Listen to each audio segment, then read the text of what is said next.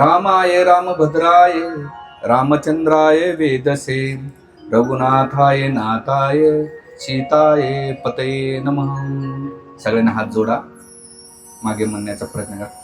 श्रीरामं शरणं समस्त जगता रामा विना का गती रामेन प्रतिहते कलिमलम रामाय कार्य नमः. जय श्रीराम. आलेल्या सर्व भाविक भक्तांचं आपल्या तृतीय दिवसामध्ये आपलं हार्दिक स्वागत आहे. हा रामायण ग्रंथ अतिशय विशाल आहे आणि विस्तृतपणे आहे आणि आपण 2 तासामध्ये त्याला कव्हर करण्याचा प्रयत्न करीत आहोत. म्हणून तुम्ही एवढे उत्साहानं आलात. तुमचा उत्साह पाहून आम्हाला बी कथा करण्याचे उत्साह होतं. श्रोता असेल तर वक्ता बोलू शकतो, श्रोता नसेल तर वक्ता काहीच बोलू शकत नाही. तिची जी ताकद आहे, शक्ती आहे, ती श्रोतांमध्ये असते. म्हणून तुमच्या सगळ्या श्रोतांच्या चरणी नमन करतो. हनुमंतरायांना स्मरण करून, तुकाराम महाराज जेऊरकर बाबा, तर पांडुरंग महाराज पंढरपूरकर यांना स्मरण करून, आणि माझे परमगुरु his divine grace Shri Bhaktivedanta Swami Prabhupada आणि गुरु महाराजांना स्मरण करून आज कथेला सुरुवात करूया. हा अतिशय सुंदर ग्रंथ आहे आणि ह्या ग्रंथांमध्ये रसिक करुण रस महर्षी वाल्मिकी देत आहेत. म्हणून भारतामध्ये रामायणाच्या खूप आवर्ती लिखाण केलेले आहेत आणि एवढ्या आवर्ती लिखाण गेलेले आहेत की बाकी कोणत्या ग्रंथावर नाही लिहिलेले आहेत. म्हणून एक वरिष्ठ वृंदावनचे संन्यासी आचार्य गोस्वामी म्हणतात, ज्यांना भागवत समजायचं असेल तो वृंदावनचे जे षडगोस्वामी आहेत त्यांनी जे टीका लिहिलेल्या आहेत त्याचं नुसार भागवत समजून घेतलं पाहिजे. आणि एखाद्याला रामायण समजायचं असेल तर ते श्री वैष्णव संप्रदाय दक्षिण भारतातले जे तिरुपती बालाजी आहे, श्री रंगनाथ मंदिर आहे, अनंत पद्मनाभ मंदिर आहे, वरदराज मंदिर आहे, त्या मंदिराचे जे श्री संप्रदाय, लक्ष्मीपासून आलेला संप्रदाय, त्यांचा प्रमुख ग्रंथ जो आहे तो रामायण ग्रंथ आहे. आणि त्याच्यावर विशेष करून गोविंदराज, जसं नॉर्थ इंडियामध्ये, उत्तर भारतामध्ये महर्षी तुलसीदास जी आहेत, त्याच प्रकारे दक्षिण भारतामध्ये 2 आचार्य प्रमुख होऊन गेलेले आहेत. एक म्हणजे श्रीपाद गोविंदराजन आणि दुसरा आहे कंबस्वामी. ह्या 2 कवीने किंवा ह्या संतांनी खूप छान ग्रंथावर विवेचन केलेलं आहे. त्याच्यामध्ये मर्म, रसिकपणा दिलेला आहे. म्हणून रामायण ग्रंथ बालकांड चर्चा करायचं असेल तर 7 दिवस लागतात, ते बी 4-4 घंटे. त्याच्या मागचं गूढ सिद्धांत आणि भगवंत आपल्याला काय काय शिक्षा देत आहेत आणि भक्ती मार्ग आणि आपल्या जीवनात काय परिवर्तन झालं पाहिजे याचं विस्तृत वर्णन हे आचार्य वृंद करतात. म्हणून शास्त्राला समजायचं असेल तर आपल्या मानवी दृष्टिकोनातून न समजता साधू संतांच्या दृष्टिकोनातून समजलं पाहिजे. त्याच्यामध्ये वक्त्यानं काही मिक्स केलं नाही पाहिजे.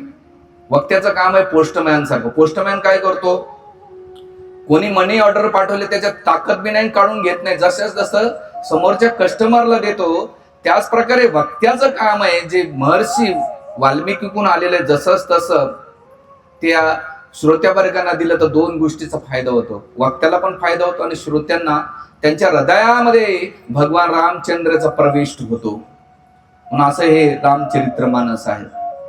काल आपण कथेला विराम देताना की पाहिलं की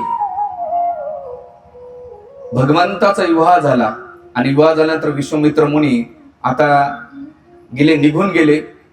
त्याच्यानंतर जेव्हा अयोध्येकडे भगवंत निघाल्यानंतर रस्त्यामध्ये त्यांना एक मोठं संकट आलं, ते म्हणजे भगवंताचे एक अवतार परशुराम. आणि हे परशुराम अवतार आल्यानंतर त्यांच्यामध्ये अतिशय विस्तृतपणे संवाद झाला आणि भगवंताने त्यांचा जो बाण होता त्या बाणाला प्रत्यंच सोडून त्यांच्या शक्तीचा निपात करून टाकलं आणि स्वर्ग जाण्याची जी शक्ती होती ती पण त्यांनी दुर्लभ केली. आणि त्यानंतर महर्षी परशुराम, जे भगवंत परशुराम नाही का, महेंद्र पर्वतावर निघून गेल्यानंतर भगवंत अयोध्यामध्ये आले. अयोध्यामध्ये आल्यानंतर सगळ्या अयोध्यावासींना नाही का त्यांचं अतिशय स्वागत सत्कार केलं. आणि केल्यानंतर कौशल्यानं सुनमुख म्हटल्या जाते. त्या सुनमुखामध्ये सुंदर सुंदर वस्तू कौशल्यानं ना सीतामाईला दिल्या. त्यानं सुमंत्रानं दिलं. सुमंत्रानं सगळ्यात मोठं सुनमुखामध्ये काही दिलं असेल तर आपला जो पुत्र आहे, लक्ष्मणाला सांगितलं की सुनमुखामध्ये माझा पुत्र हे तुझाच पुत्र असणे, म्हणून सुनमुखामध्ये लक्ष्मणाला देऊन टाकलं. आणि जेव्हा सीतामाई कैकेयीच्या भवनामध्ये गेली तर कैकेयीला वाटलं कौशल्या आणि सुमित्राने सगळ्यात मोठ्या गोष्टी दिलेल्या आहेत, माझ्याकडे अशी कोणती गोष्ट आहे ती मी देऊ शकेल. त्यावेळेस कैकेयीनं दशरथ महाराजांनी तिला कनक भवन दिलं होतं, सोन्याचा महल दिला होता. आणि त्या सुनमुखामध्ये कैकेयीनं सीतामाईला सुनमुखामध्ये कनक भवन देऊन टाकलं. मला सगळं अतिशय आवडता आणि प्रिय महल आहे आणि तो दशरथ महाराजाला असा प्रिय असलेला महल मी तुला देऊन टाकते. आणि मग सुनमुखामध्ये ह्या तिन्ही सासूंना एक सुंदर वस्तू दिल्यानंतर भगवान रामचंद्र आणि सीतामाई आपला घरगृहस्थीचा नका संसार चालू लागले. त्याच्यामध्ये अतिशय सुंदर तुलसीदासजी, कंबस्वामी त्यांच्यामध्ये किती सुंदर, किती प्रेमाचे आदान प्रदान होतात. जसं सूर्यापासून सूर्यप्रकाशाला वेगळं करता येत नाही, अग्नीपासून उष्णतेला वेगळं करता नाही, चंद्रापासून शीतलता वेगळी करता येत नाही, त्याच प्रकारे भगवंत आणि भगवंताची जी शक्ती आहे, अंतरंग शक्ती आहे, सीतादेवीला वेगळं करू शकत नाही. त्यांचं सुंदर सुंदर चालत असताना भगवंत दशरथ महाराजांसोबत नाही का आपल्या लीला करू लागले. आणि करीत असताना यामध्ये बऱ्याच त्यांच्या राज्यकारभारामध्ये मदत करीत असताना आचार्य वर्णन करतात की ते राम भगवंतानं जसं जसं सगळ्या प्रजेकडे लक्ष देण्यास सुरुवात केली आणि वशिष्ठ मुनीद्वारे त्यांचं मार्गदर्शन इथपर्यंत आपण चर्चा केली. आणि हे एवढं करीत असताना त्यांचा सुंदर राज्यकारभार चालत असताना एक दिवस दशरथ महाराज आपल्या आरशामध्ये कानावरले केस बघतात आणि बघितल्यानंतर त्यांना वाटलं की आता आपण निवृत्ती घेतली पाहिजे, वानप्रस्थ आश्रम स्वीकारला पाहिजे, जंगलात गेलं पाहिजे. मनुष्य जे जीवन हे क्षणिक आहे आणि त्याच्यावर आपण अतिशय शेवटी विस्तृतपणे वर्णन केलं की आपलं जीवन एक ना एक दिवस आपण त्याग केला पाहिजे. आणि त्यासाठी मी सुंदर नारळाचं उदाहरण दिलं, चिकूचं उदाहरण दिलं आणि शेवटी मनुष्य जीवन आपण स्वतःहून त्यागाचं स्वीकारलं पाहिजे.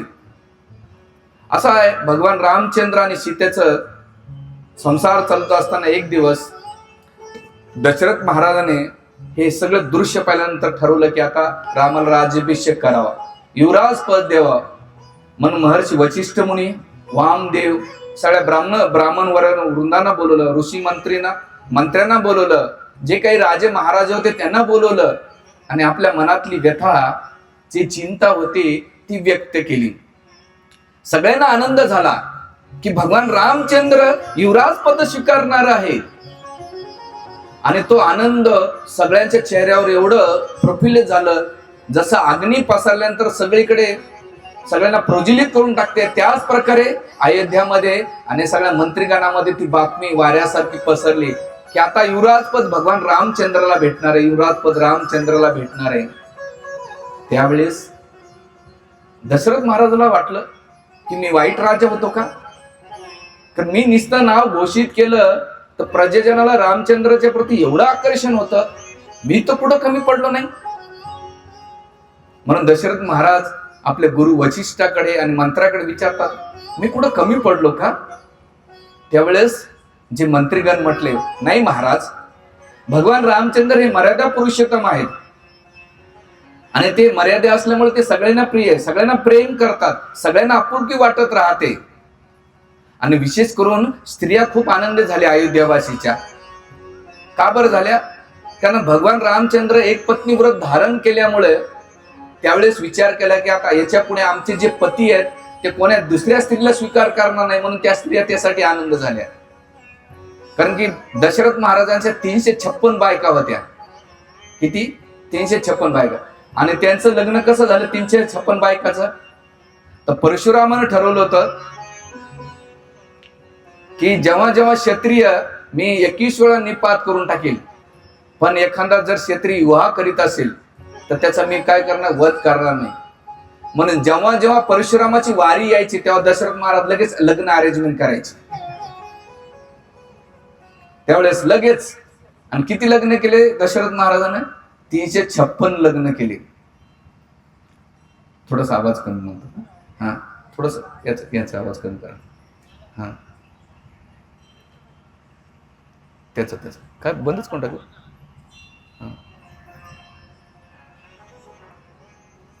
आवाज येतो ना आता? हा, थोडस वरती घ्या. हा, थोडस. 356 लग्न केले होते आणि त्यावेळेस परशुराम जेपासून ते वाचले होते. आणि त्या 356 पैकी 3 राण्या, कौशल्या, सुमित्रा आणि कैकेयी, ह्या 3 राण्या होत्या. आणि त्यावेळेस सगळे अयोध्यावासी आनंदित झाले. झाल्यानंतर इकडे देवतांना चिंता झाली की आता भगवान रामचंद्र राज्यकारभार करणार, असुरांचा वध कोण करणार, रावणाचा वध कोण करेल? त्यावेळेस देवताने सरस्वतीला याचना केली की तुम्ही आता काहीतरी करू शकता. म्हणजे काय करायचं? तर म्हणले अयोध्यामध्ये जा आणि तिथे कुबडी स्त्री असलेली मंत्रा, तिच्या मुखामध्ये जाऊन नाही का हे जे काही वातावरण म्हणतंय याला तुम्ही काय करा, तिची मती भ्रष्ट करून टाका. आणि देवताच्या सांगण्यावरून वागेश्वरी जी सरस्वती देवी आहे ती आली. तिला वाटलं, मनात नाही का चिंता, दुविधा झाली. 2 गोष्टीची दुविधा झाली की मी भगवान रामचंद्राच्या वनवासाला कारणीभूत मी ठरेल, ही मनामध्ये तिच्या कुठेतरी भीती होती. आणि दुसरं कारण आचार्य वर्णन करतात, थोडस वाढवा ना. आचार्य दुसरं वर्णन करतात, सरस्वती विचार करलं की भगवंताची लीला आपल्याला पाहायला भेटणार नाही. दुसरं म्हणजे देवतांचं कार्य ते सफल होऊ शकेल. आणि म्हणून त्यावेळेस नाही का सरस्वती जाते. आणि गेल्यानंतर तिनं पाहिलं, शोधलं अयोध्यामध्ये, आणि तिला नेमकं कुबडी स्त्री मंत्रा दिसली. दिसल्यानंतर तिच्या मुखामध्ये तिने प्रवेश केला. आणि जेव्हा ही बातमी भगवान रामचंद्र युवराज पद बनणारे, सगळीकडे आनंद आला. रस्त्यामध्ये मोठमोठे चंदनाचे फवारे, सडा सारवण, मोठमोठे रांगोळ्या काढू लागले लोक. घराला सजवत होते, कोणी पाताका बांधत होते, कोणी तोरणं बांधत होते. सगळ्या स्त्रिया विचार करू लागले की उद्या रामाचा राज्याभिषेक बनणार आहे, युवराज पद भेटणार आहे. आचार्य इथे एक गोष्ट सांगतात की दशरथ महाराजाने भीती तर होते, पण दुसरी दुविधा वशिष्ठ मुनीला विचारलं की उद्याचा मुहूर्त कसा राहील. वशिष्ठ मुनी म्हटले की ज्या दिवशी भगवंताचा राज्याभिषेक आहे तोच मुहूर्त सगळ्यात आहे. आणि उद्या अभिजित मुहूर्त आहे. उद्या अभिजित मुहूर्तावर आपण काय करू नाही का, ह्या राज्याभिषेक पार पडूया. म्हणून सगळ्या मंत्र्यांना कार्याला लावलं. वशिष्ठ मुनी त्यांच्या कार्यामध्ये लागल्यानंतर तरी दशरथ महाराजाला मनामध्ये स्वप्न पडत होतं, भीती वाटत होती, काहीतरी ह्या विघ्न येणार आहे, बाधा येणार आहे. आचार्य श्री वैष्णव संप्रदाय त्या टीकेमध्ये म्हणतात की वशिष्ठ मुनीनं मुहूर्त काढला होता, पण त्या मुहूर्तामध्ये थोडस कल्मश होता, म्हणून त्या राज्याभिषेकामध्ये विघ्न नव्हतं. पण वशिष्ठ मुनीला एवढं उत्सुकता होती की कोणताही मुहूर्त असलं तरी काही चालतं. त्यावेळेस मी ह्या गोष्टीवर विचार करत होतो की भगवान रामचंद्राच्या राज्याभिषेकासाठी एका मुहूर्तामध्ये थोडीशी कल्मश असलं तर भगवान रामचंद्राला वनवासाला जावं लागतंय. आणि आपण जे लग्न जुळवतो ना, लग्नाच्या तारखा काढतो आणि त्याच्यात मुहूर्त काढतो, या तारखेला हे या दिवशी लग्न झालं पाहिजे. वास्तविक त्या तारखेला त्या वेळेस नाही का ते लग्न होतं का हो? विचार करा. त्या मुहूर्त म्हणजे किती, 45 मिनिटाचा एक मुहूर्त. त्याच्यात थोडासा कल्मस आला तर वनवासात जावं लागलं. आणि तुमचे लग्न मुहूर्ताच्या पलीकडे लागल्यानंतर जीवनात काय होतं हे माहित नाही ना. म्हणून शास्त्र सांगतंय जे मुहूर्त निवडलाय त्याच्यावरच लग्न झालं पाहिजे. लग्न ह्या शब्दाचा अर्थ 2 मंगलमय कार्य झाली पाहिजे. याच्यावर खूप डिटेल्स आहे वैदिक ग्रंथांमध्ये. त्याला नाही का ज्योतिषशास्त्राचं प्रमाण आहे. पण वशिष्ठ मुनी उच्चाच्या भावामध्ये ते देऊन केळून टाकलं. आणि त्यावेळेस ही सगळी लगबग तयारी होती, सगळीकडे धावपळ चालू झाली.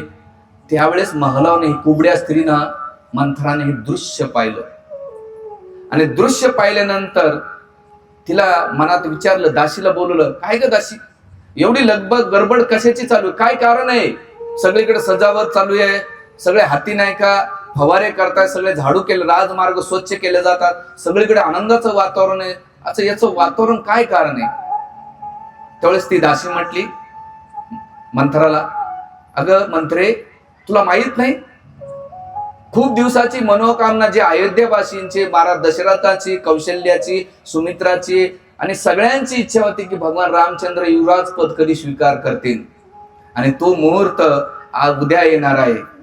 आणि भगवान महाराज दशरथ हे उद्यापासून राज्याभिषेक साजरा करणार आहे. जसं हे वाक्य मंत्र ऐकती कानावर, ज्याप्रमाणे एखादा बाण सोडल्यानंतर एखादा घायल होतो, त्याच प्रकारे मंत्राला नाही का ते शब्द लागले. आणि लागल्यानंतर तिची तळपायाची मस्तकाला गेली. आणि गेल्यानंतर ती वृत्ती एवढी तनतन करीत नाही का काही काहीच्या महलामध्ये प्रवेश करते. त्यावेळेस मंत्र काही काही नाही का पहुडलेली होती, झोपलेली होती. म्हणजे आगे काही काही इथं मोठी आग लागली आणि तू शांत झोपली, तुला पटत का? हा, किती तुझ्यासोबत अन्याय कपट होतय. दशरथ महाराज तुला प्रेमाचं नाटक करतायत, तुला प्रेमाची आव दाखवतात, तुझ्यासाठी वचन घेतात, पण आज तुझ्यासोबत कपट आणि दंभ केले, याच्या पलीकडे काहीच नाही. आणि तुला माहित आहे काय? काही काही विचारलं, काय झालं ग मंत्रे, एवढं तू एवढी क्रोधित आणि एवढं असं विरुद्ध शब्दामध्ये बोलती तू महाराज दशरथांना, कौशल्याला. झालं तरी काय तुझ्या मनामध्ये, असं काय तू चिडून बोलतीयस? त्यावेळेस मंत्रा म्हणते, तुला माहित नाही, कौशल्याचा पुत्र राम उद्या युवराज पद स्वीकारणार आहे. जसं हे शब्द ऐकल्यानंतर कैकेयीचा एवढा आनंद होतो, एवढा उत्साह होतो, ती आपल्या गळ्यातला लगेच माळा घेते आणि मंत्राला देऊन टाकते. मंत्रांनी ती माळा घेते आणि लगेच परत ती जमिनीवर फेकून मारते कैकेयीकडे. म्हणते, तुला हे त्याचं दुर्भाग्य दिसत नाहीये? काय दुर्भाग्य दिसत नाही? की हे लक्षात ठेव, उद्या रामचंद्र राजा झाले तर माता कौशल्या काय होईल? राजमाता होईल. आणि तुझा जो पुत्र आहे भरत, तो सुद्धा नाही का रामाचा सेवक होईल. आणि दुसरं तुला दासी म्हणून राहावं लागेल. त्यावेळेस कैकेयी म्हणते, मंत्रे, मी कधी रामामध्ये आणि भरतामध्ये भेदभाव नाही केला. माझं जेवढं प्रेम रामावर आहे, भरतावर आहे, तेवढंच प्रेम रामावर आहे. त्यापेक्षाही सगळ्यात जास्त प्रेम कोणाचं असेल रामाचं, तर सुमित्रा आणि कौशल्याच्या प्रती नाही, तर तेवढं प्रेम माझ्यावर आहे.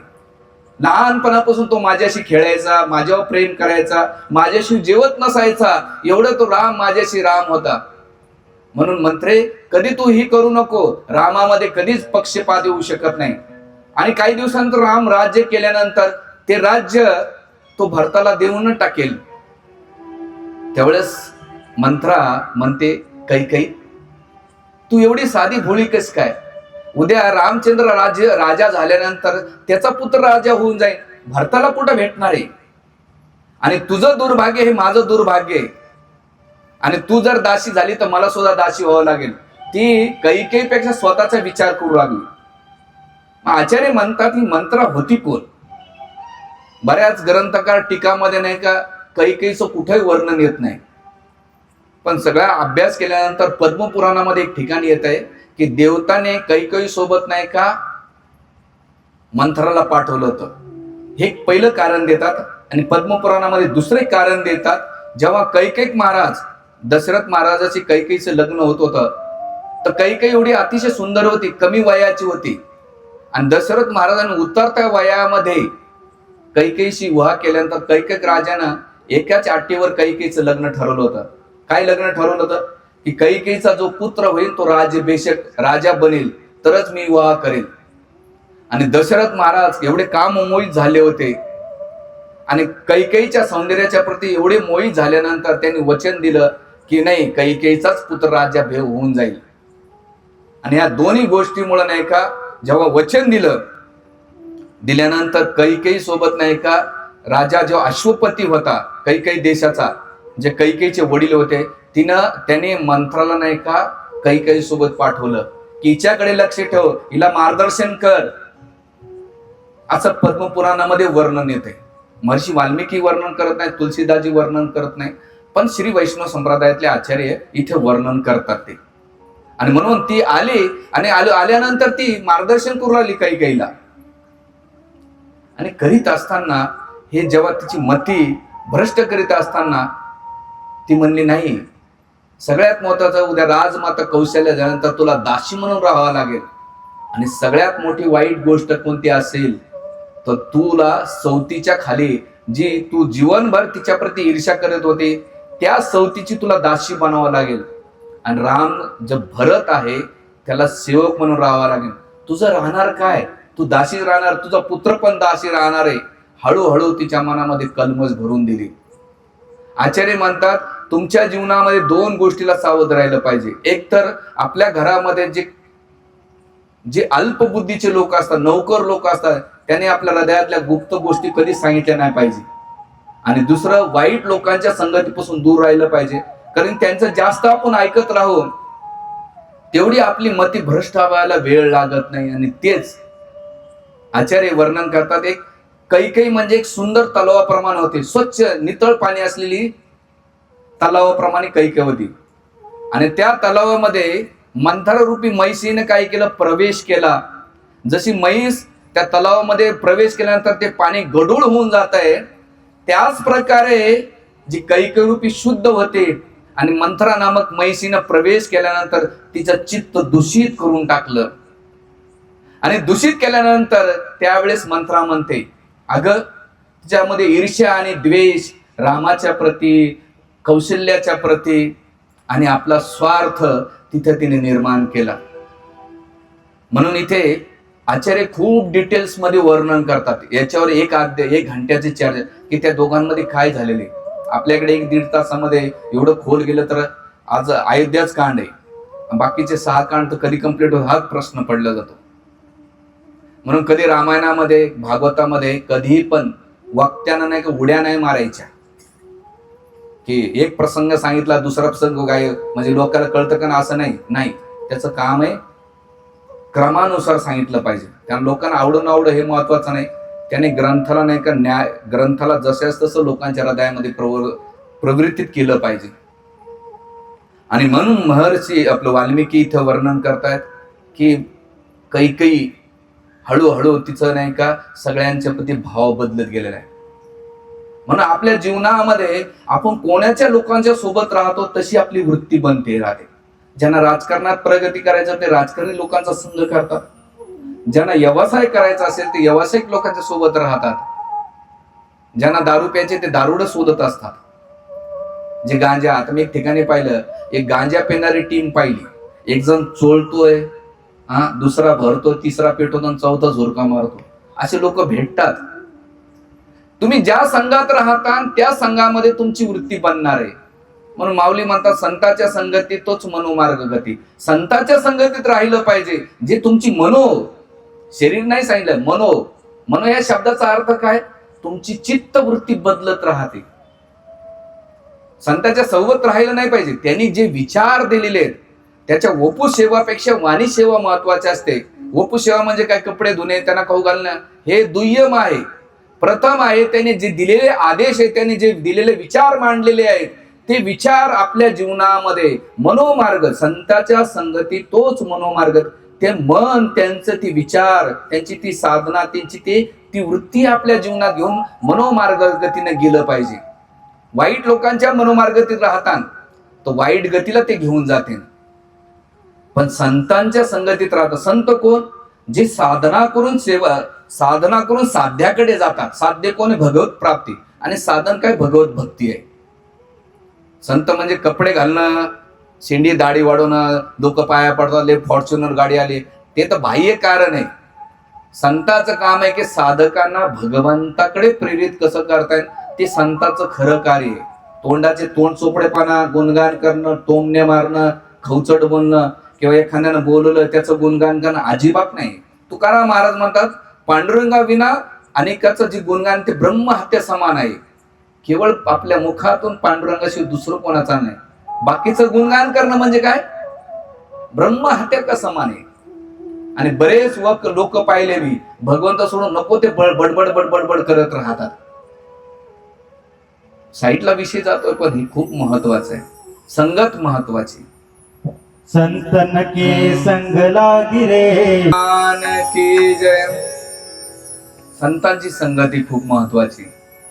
आणि हे सांगत असताना मंत्रा म्हणते, तुला माहित आहे का दशरथ महाराज हे ढोंग करतायत आणि तुझे जे 2 पुत्र आहेत भरत आणि शत्रुघ्नाला मामाच्या गावाला पाठवलंय.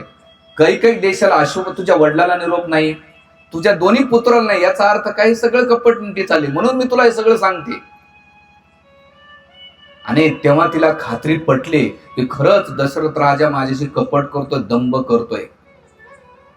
म्हणून आपल्या जीवनामध्ये चांगल्या लोकांसोबत राहा. एकदा एपीजे अब्दुल कलामाला विचारलं होतं एका लेडीजनं की सांगा माझ्या मुलाचं फ्युचर काय असेल, भविष्य काय असेल ते सांगा. ते एपीजे अब्दुल कलाम म्हटले, मला सांग तुझा मुलगा कोणाच्या संगतीत राहतो, त्यानुसार तुझ्या मुलाचं भविष्य असणार आहे. म्हणून आपण आपल्या जीवनामध्ये चांगले लोक शोधा आणि ते चांगले लोक कुठं भेटतील, भगवत भक्तीशिवाय दुसरं भेटत नाही.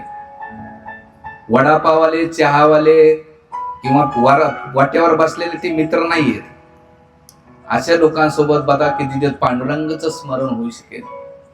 आणि हे कपट केल्यानंतर काही नाही का त्या सवतीचं आणि मुलांच्या बाबतीत हे सगळं वर्ण ऐकल्यानंतर तिनं म्हणते, बघ आता मी तुला एक घटना सांगते. जेव्हा तू स्वर्गात दशरथ महाराजासोबत गेली होतीस आणि शबर असुराला हरवण्यासाठी देवतांना मदत केली होती, त्यावेळेस दशरथ महाराजाने आनंद होऊन तुला वरदान मागण्यासाठी दिले होते. त्यावेळेस त्या वरदान मागितले नको म्हटली होती, पण दशरथ महाराजाने तुला बळजबरी ते वरदान दिले आणि ते म्हटले की हे 2 वरदान तुला जेव्हा कधी पाहिजे तेव्हा मागून घे. तर काही ना ते दुर्लक्ष केलं पती असल्यामुळं. आणि तेच वरदानाच्या आधारे तू काय कर, आता दशरथकडून तू मागून घे. एवढंच नाही, तू कोप भवनात जा, कोप भवनात जाऊन नाही का आपले अलंकार फेकून दे, केस विसकून टाक, पांढरी साडी नेस आणि नाही का जमिनीवर पडून नाही का हे कर. जोपर्यंत भगवान आपला दशरथ राजा शपथ घेत नाही रामचंद्राची, तोपर्यंत कबूल होऊ नकोस. आणि तिने सगळं प्लॅनिंग सांगितला, एवढा डिटेल प्लॅनिंग सांगितलेला आहे.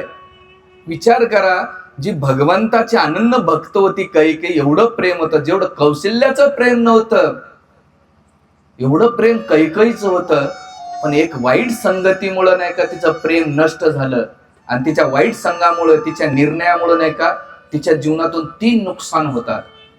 पहिलं नुकसान म्हणजे भगवान रामचंद्र, लक्ष्मण आणि सीता निघून जातात. दुसरं त्यांचे पती निघून जातात. तिसरं सगळ्यात महत्वाचं भरत, ज्याच्यासाठी सगळं तिनं केलं ते पण निघून जातात. एक संगत तुम्हाला कुठे घेऊन जाऊ शकते याची तुम्ही कल्पना करू शकता मायबापांना? नाही. आणि अशा प्रकारे कोप भवनात गेल्यानंतर त्यावेळेस दशरथ महाराज आल्यानंतर महर्षी वाल्मिकी आणि तुलसीदासजी वर्णन करतात, विशेष करून कंबस्वामी वर्णन करतात की ते म्हणतात की दशरथ महाराज जेव्हा महलात प्रवेश केला, काही दिसली नाही.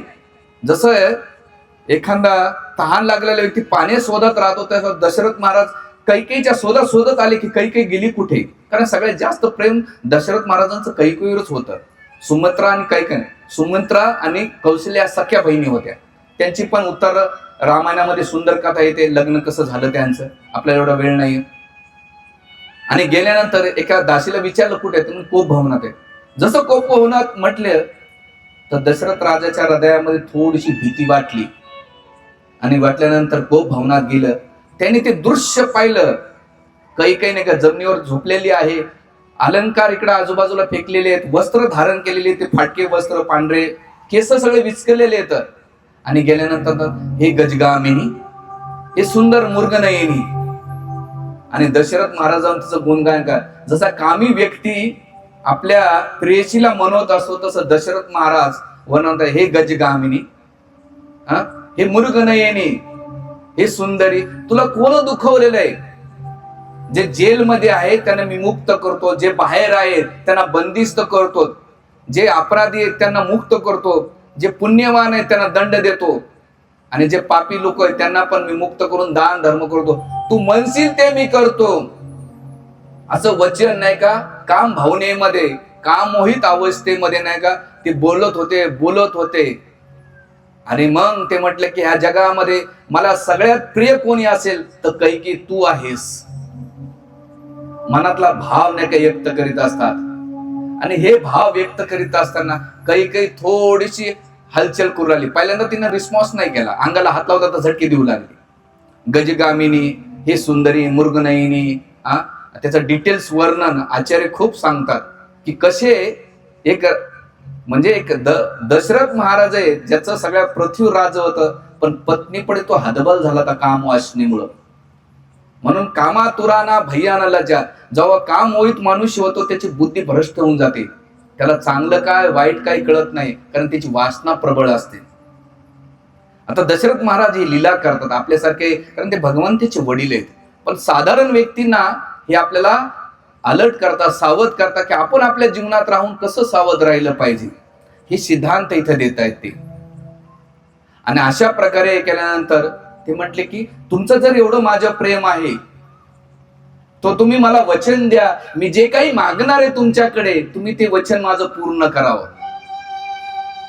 त्यावेळी दशरथ महाराज म्हणतात की मी तुला वचन देतो की रामचंद्राशिवाय नाही का मला प्रिय, तू आणि रामचंद्राशिवाय मला दुसरं कोणते प्रिय नाही, तू म्हणशील ते मी वरदान तुला द्यायला तयार आहे.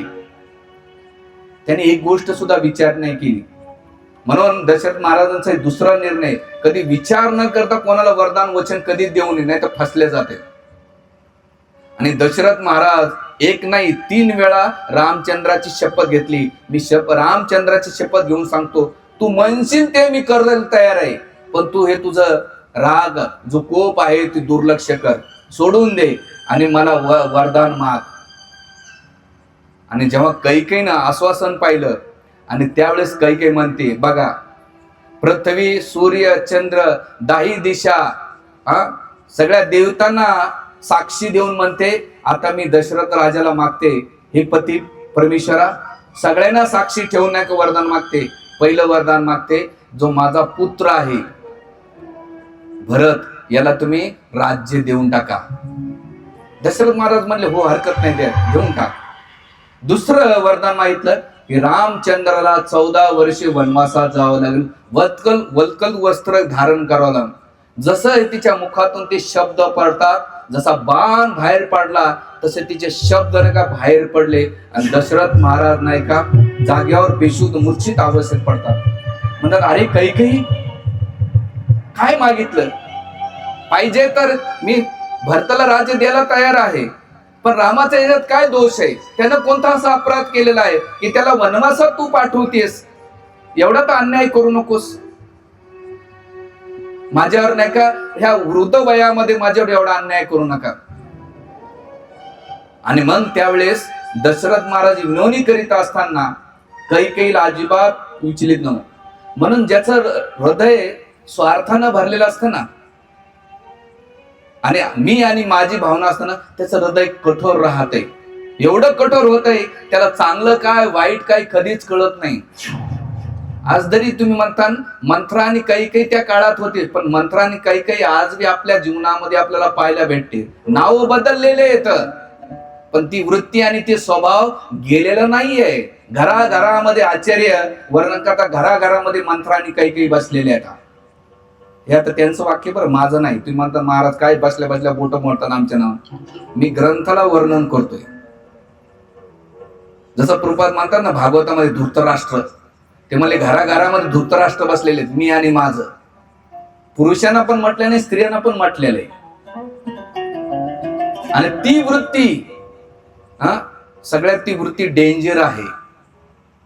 म्हणून इथे जेव्हा दशरथ महाराज हतबल झाले आणि त्यावेळेस म्हणतात, अगं कैकेयी रामानं असं कोणतंही अपराध केलं, तुझं तर प्रेम होतं, स्नेह होतं, तू कोणाला शब्दानं दुखवत नाही, पण तू त्याच्यासोबत एवढं कठोर वागतीस. माझ्याकडे लक्ष दे, मी किती तुझ्यावर प्रेम करतो, स्नेह करतो, आणि त्याला करू नका वनवासात नको पाठवू. त्यावेळेस कैकेयी म्हणते, मला धर्माचं तत्वज्ञान नका सांगू. जेव्हा सगर महाराजाचा पुत्र असामंजस्याने चुका केली आणि वनात पाठवलं होतं, तेवढं दशरथ महाराज नाही का दुःखी झाले. आणि झाल्यानंतर म्हणतात असामंजस्याने लहानपणी खूप मोठ्या चुका केल्या म्हणून सगर महाराजांनी त्याचा त्याग केला होता, पण रामचंद्रानं असं कोणता अपराध केला होता की ज्यामुळे तू त्याला दंड देतेस. आणि हे करीत असताना दशरथ महाराज विनवणी करतात, विनंती करतात पण तिच्या चेहऱ्यावर अजिबात हातबल होत नाही, म्हणजे काही प्रभाव पडत नाही. आणि तिथे त्यावेळेस नाही का दशरथ महाराज मूर्छित होतात, पुन्हा जागे होतात आणि कैकेयीला प्रार्थना करतात, अगं कैकेयी एवढं निष्ठुर नको वाटू. त्यावेळेस कैकेयी म्हणते, रघुकुल जी रीत आलेली आहे, काय वचन दिल्यानंतर प्राण जरी सोडायला तयार आहे, पण वचन सोडायला तयार नाही. तुम्ही तुमच्या वचनाचं, तुमचं कलंक, तुमचं जे पूर्वज आहे त्यांनी किती प्रतिज्ञा घेतलेल्या आणि सर्वस्व त्याग केलंय, तुम्ही त्या कुळाला पालन करा. तुम्ही जर ते वरदान नाही दिलं तर मी विष पान करेन, मी पाण्यामध्ये किंवा अग्नीमध्ये प्रवेश करून मी देह त्याग करेल. पण त्यापेक्षा सगळ्यात मोठी गोष्ट होईल, तुमच्या कुळाची आणि तुमची नाही का जी बदनामकी होईल, की वचन दिल्यानंतर रघुकुळ पालन करत नाही आणि हजारो अनंत काळापर्यंत तुम्हाला ती बदनामकी, अपमान सहन करावा लागेल. त्याच्याबद्दल विचार करा. एवढं कठोर रात्रभरच्या दशरथ महाराज हात बोलवतात. येऊन दशरथ महाराज कैकेयीच्या पाया पडतात. अगं कैकेयी असं नको करू. रडतात, मूर्छित होतात. आणि हे सगळं रात्रभर चालल्यानंतर महर्षी वाल्मिकी वर्णन करतात की हृदय, कैकेयीचं हृदय किती कठोर असेल, तुम्ही कल्पना करू शकता का. आणि गेल्यानंतर एवढं ते 2 वरदान म्हटल्या, सकाळी सकाळी सुमंत्र जे वदीन जन असतात, गायक असतात, भाट असतात, येऊन ते दशरथ महाराजांना नाही का उठवण्याचा प्रयत्न करतात. पण दशरथ महाराजांचा कोणताही प्रतिसाद न आल्यामुळे त्यांचा जो मंत्र असतो, सुमंत्रांना पाठवतात की जा, दशरथ महाराज उठले नाहीत, काय कारण आहे. आणि सुमंत्र आतमध्ये प्रवेश करतात. महलामध्ये गेल्यानंतर बघतात की दशरथ महाराज दिसत नाही. तो कोण्या दासीने सांगितलं की दशरथ महाराज हे खूप भावनात गेलेले आहेत आणि जिथं कैकेयी आहे. आणि जसे आतमध्ये गेल्यानंतर सुमंत्र दशरथ महाराजाचं गुणगान करू लागले, स्तुती गाऊ लागले. दशरथ महाराज म्हणते, सुमंत्र माझं गुणगान करू नकोस, माझी स्तुती करू नको, आताची आता तात्काळ इथून निघून जा, मला हे ऐकायची अजिबात इच्छा नाही. आणि जसं म्हटल्यानंतर कैकेयी म्हणते, नाही सुमंत्र इकडे या. त्यावेळेस ते दृश्य पाहिल्यानंतर सुमंत्र घाबरून गेले, भीती वाटली. असं काय झालंय की या दोघांमध्ये एवढा कोप झालाय. दशरथ महाराज मूर्छित पडलेले आणि कैकेयीचं हे स्वरूप पाहून नाही काही झाले. त्याच वेळेस महलाच्या बाहेर नाही वशिष्ठ मुनी आले, कारण त्यांना राज्याभिषेकाची सगळी तयारी करायची होती. ते सगळी तयारी करत असताना पहिले दशरथ महाराज लवकर उठले नाही, ब्रह्ममुहूर्त निघून गेलेला आहे, काय करणार. आणि जाऊन नाही का सांगितलं सैनिकांना, सांगा राजा दशरथला की वशिष्ठ गुरु आलेले आहेत, गुरु महाराज आलेले. गेल्यानंतर तिथं कोणताही प्रतिसाद न दिल्यामुळं त्यावेळेस कैकेयी सुमंत्राला म्हणते, जा रामचंद्राला बोलून आणा. आणि त्यावेळेस सुमंत्र म्हणतात की जोपर्यंत महाराज दशरथ आज्ञा देत नाही तोपर्यंत मी पालन करणार नाही. त्यावेळेस दशरथ महाराज चिडून बोलतात, रागवून बोलतात, जा आताची आता जा आणि रामचंद्राला बोलून घ्या, माझ्या जे काळीज आहे त्याला बोलून घ्या. आणि त्यावेळेस सुमंत्र जड अंतःकरणातून बाहेर पडतात आणि गुरु वशिष्ठांच्या कानावर या गोष्टी घालतात. गुरु वशिष्ठाला कुठतरी ती भनक आली होती, काहीतरी आली होती.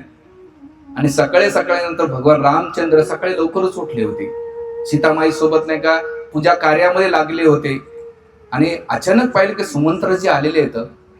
आल्यानंतर त्यांना वंदन केलं, नमस्कार केला. काय कारण आहे तुम्ही सकाळी येण्याचं. ते म्हणजे महाराज दशरथ महाराजांनी आताच्या आता तुम्हाला कैकेयीच्या भवनामध्ये बोलवलंय. भगवंताने काही एवढे अलंकार धारण केले नव्हते, साधारण वेश होता भगवंताचा.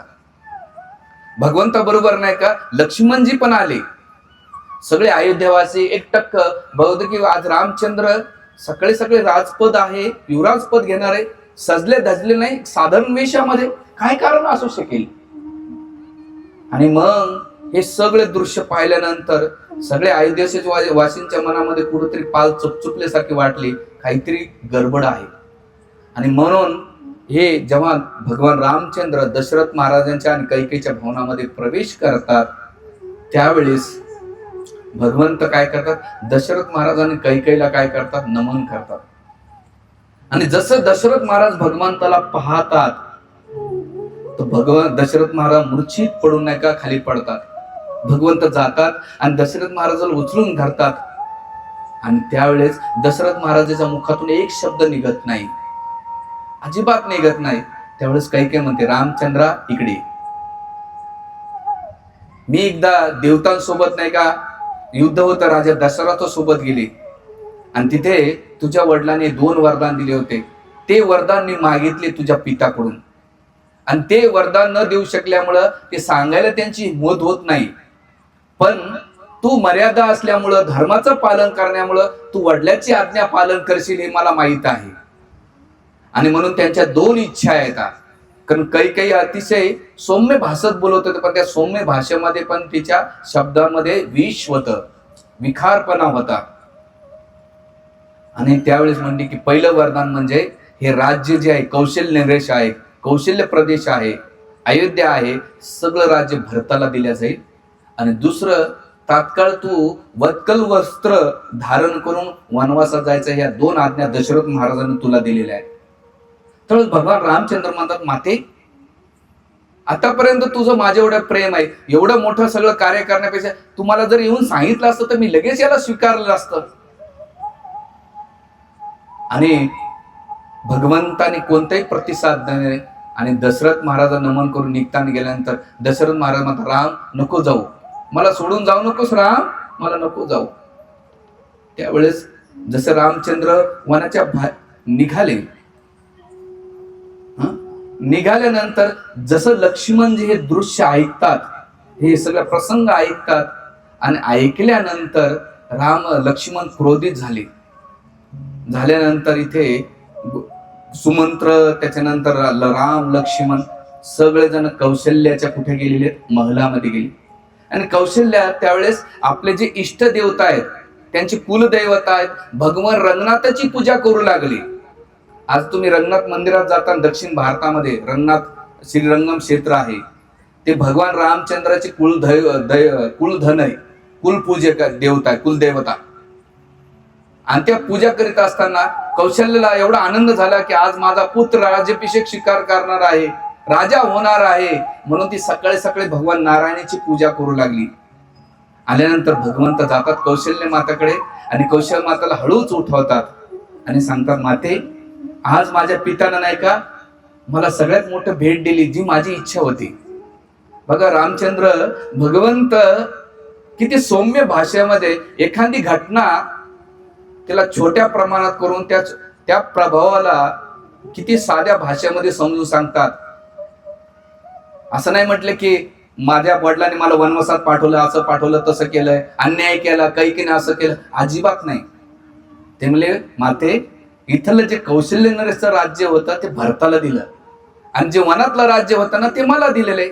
मी असा जाईन असा येईल. म्हणजे त्यांनी ती समस्या साध्या सोप्या भाषेमध्ये कौशल्याच्या समोर मांडली. आपण असलं तर काय म्हटलं असतं, मोठा तमाशा मांडला असता की बा असं केलं, तसं केलं, हे केलं, ते केलं, मी आता दाखवतो काय, असं तसं मोठा राडा घातला असता. आपण विचार करा, सरपंच पद असतंय, एक पद घ्यायचं असेल तर किती भांडणं करतात लोक.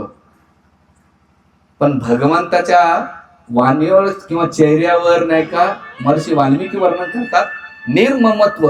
भगवान चेहऱ्यावर हास्य होतं. ज्या दिवशी त्यांना बातमी कळाली त्या दिवस पुन्हा हास्य होतं सकारात्मक गोष्टीमध्ये, आणि नकारात्मक गोष्टीमध्ये सुद्धा भगवान रामचंद्राच्या चेहऱ्यावर हास्य होतं. याला म्हणतात धीर.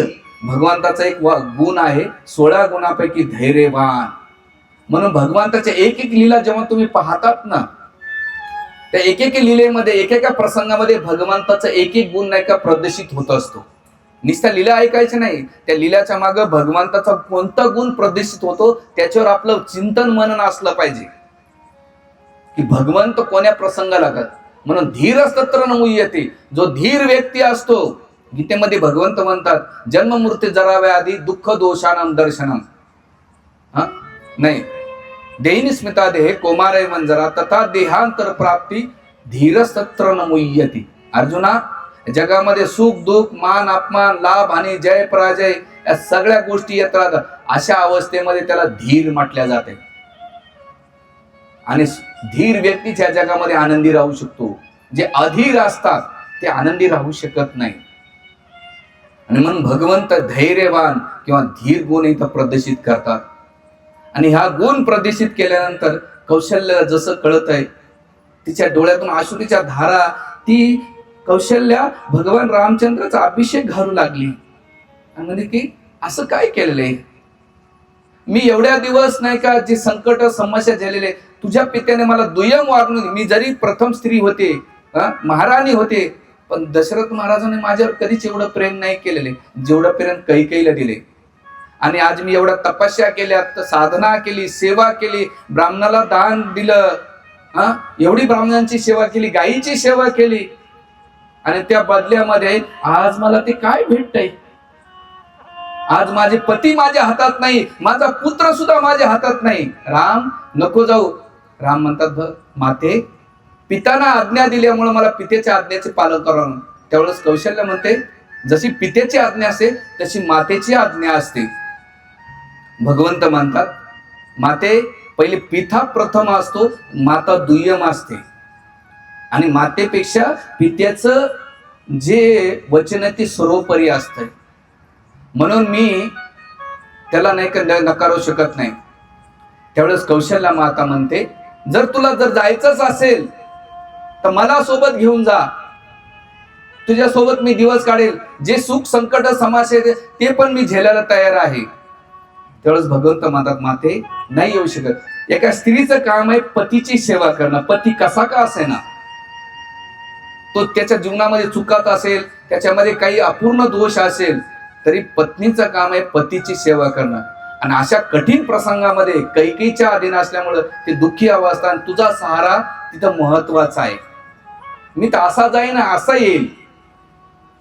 त्यावेळेस माता कौशल्यनं पाहिलं की भगवान रामचंद्र आपला पुत्र कोणत्याही गोष्टीला नाही का तयार होत नाही, तिने स्वतःला नाही का तयार करून घेतलं होतं. आणि करून घेतल्यानंतर भगवंत कौशल्याच्या चरणाचा स्पर्श करतात, आणि इथे लक्ष्मणाचे नाही का तळपायचे मस्तकाला होते, मी आता बाण घेतो आणि सगळ्या दशरथ महाराजाचा वध करून टाकतो, कैकेयीचा वध करून टाकतो, तुम्ही राज्यावर राज्यभार करा. सगळं एवढं केल्यानंतर तिथे लक्ष्मणाचं भगवंताच्या प्रती प्रेम होतं, आणि त्या प्रेमापोटी लक्ष्मणजीने काही सगळं बोलत होते. आणि केल्यानंतर भगवंत म्हणतात, नाही, जे राज्य रक्ताना सांडलेलं असेल, आपल्या परिजनाला नाही का दुःख देणार असेल, ते राज्य, ती वस्तू ते अजिबात नकोय. तर त्याच्यामध्ये नाही का दुःख जर असेल, कोणाची आसक्ती असेल, ते राज्य नकोय. म्हणून श्री वैष्णव संप्रदाय आचार्य म्हणतात, रामायण अयोध्या जी आहे ती संस्कृती आहे, किष्किंधा आहे ती प्रकृती आहे, आणि लंका आहे ती विकृती आहे. संस्कृती ह्या शब्दाचा अर्थ आहे जो स्वतःसाठी जगत नाही, दुसऱ्यासाठी जगतो, याला संस्कृती म्हणतात. म्हणून आपल्या घरामध्ये आपण देवाऱ्यामध्ये अगरबत्ती दिवा का लावतो, याचं प्रमुख कारण असं आहे, अगरबत्ती स्वतः जळते पण दुसऱ्याला सुगंध देते. दिवा अंधकारामध्ये राहतो, दुसऱ्याला प्रकाशित देतो, म्हणून दोघांची जागा मंदिरामध्ये असते. त्याच प्रकारे अगरबत्ती दिवा लावताना आपल्या मनामध्ये हे भाव असला पाहिजे, नुसते अगरबत्ती दिवा नाही वळला पाहिजे. त्याच्या मागचा सिद्धांत असा आहे की दुसऱ्यासाठी आपण त्याग केला पाहिजे, आणि भगवंताने केवळ वडिलाच्या आज्ञेसाठी त्याग केलेला आहे. आणि हे त्याग आपण रामायणातून शिकलं पाहिजे. आपल्या संसारामध्ये आपण छोट्या छोट्या गोष्टीला सोडत चला, जसं रॉकेट लॉन्च होते ना, एक एक गोष्ट सोडत चालतं, तसंच आपण आपल्या स्वभावाला, विचाराला, आपल्या त्रासा, आपल्यामुळे लोकांना जो होणारा समस्या त्याला त्याग केला पाहिजे. अगरबत्ती सारखं, दिव्यासारखं आपलं जीवन असलं पाहिजे. आणि त्यागामागे आनंद आहे बरं. जसं तुम्ही खाल्ल्यानंतर पोटातला जर मळ त्याग केला तर खाण्याचा आनंद घेऊ शकतात, जर मळ त्याग नाही केला तर खाण्याचा आनंद घेऊ शकत नाही. त्याच प्रकारे आपल्या जीवनातल्या वाईट स्वभावाला, वाईट विचारांना त्याग केला तर चांगल्या गोष्टीचा तुम्हाला आनंद भेटतो. हे आचार्य वर्णन करताय तिथे. आणि म्हणून भगवंत कौशल्या माताला नाही का, कौशल्या माता जी रडते तिथं तिलक करते, आणि भगवंत तिथून नाही का लक्ष्मणाला समजून घालतात, आणि लक्ष्मणजी म्हणतात की मला सोबत यायचंय. त्यावेळेस भगवंत म्हणतात, लक्ष्मणा तू इथंच थांब, माता कौशल्या सुमित्राला आणि कौशल्याला त्रास देईन, आणि म्हणून त्यांची काळजी घेण्यासाठी तू राहा, दशरथ महाराजाला सहारा दे. त्यावेळेस लक्ष्मणजी ऐकले नाही, हट्टाला पेटले आणि त्याच्या दोघांमध्ये खूप सुंदर संवाद होतो. त्यावेळी दशरथ महाराज शेवटचं म्हणतात, आपलं रामचंद्र म्हणतात लक्ष्मणाला, जा माता सुमित्राला विचारून घे, त्यांची परमिशन घेऊन ये. लक्ष्मणजी जातात सुमित्राकडे आणि सुमित्राकडे गेल्यानंतर तिथे आज्ञा घेतात. त्यावेळेस सुमंत्रा म्हणते लक्ष्मणा, अरे ज्या दिवशी तुझा जन्म झाला ना त्या दिवशी तुझे पिता हे राम आहेत, सीता ही तुझी माता आहे. तू माझी परमिशन घेण्यासाठी आलाच कस काय? तू माझा कोप मी कशासाठी निर्माण केलेलं आहे लक्ष्मणा? केवळ रामचंद्राची सेवा करणं हे तुझ्या जीवनाचं ध्येय.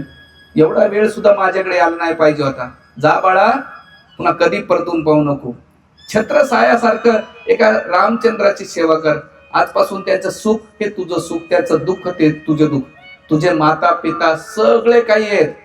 दशरथ महाराज ते, कौशल्या ते, मी पण तू आहे सीता आणि रामामध्ये. त्या मातेनं म्हणून कोण्या आईची कोप कधी परिपूर्ण आहे?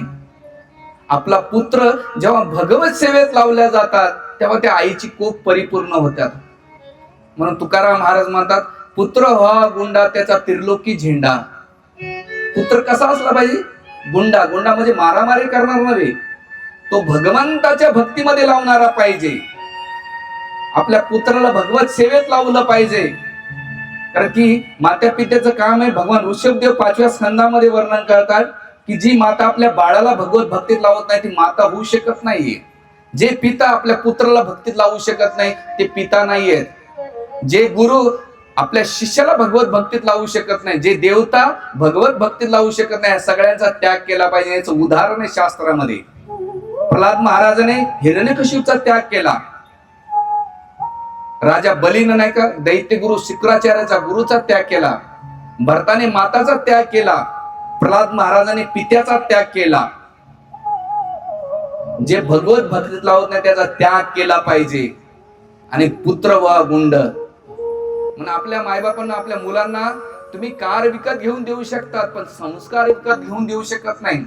संस्कार हे आपल्या आचरणातून विचारातून होते. मुलांना संस्कार द्यायचे असेल आपलं जीवन तसं जगावं लागेल. आपल्या विचारातून त्यांना भगवत भक्ती संलग्न करावं लागेल. मायबापांना एवढं सोपं नाही. मुलांना जन्म घालणं सोपं आहे, पण त्यांना संस्कार आणि संस्कृती देणं गरजेचं आहे. नाशिकमध्ये वृद्धाश्रम वाढत चाललेले आहेत. मोठमोठे घर विभागलेले चाललेले आहेत. कोणी आई बापाची सेवा करायला तयार नाही. कारण आपणच वागत नाहीत, आपले मुलं काय वागणार आहेत?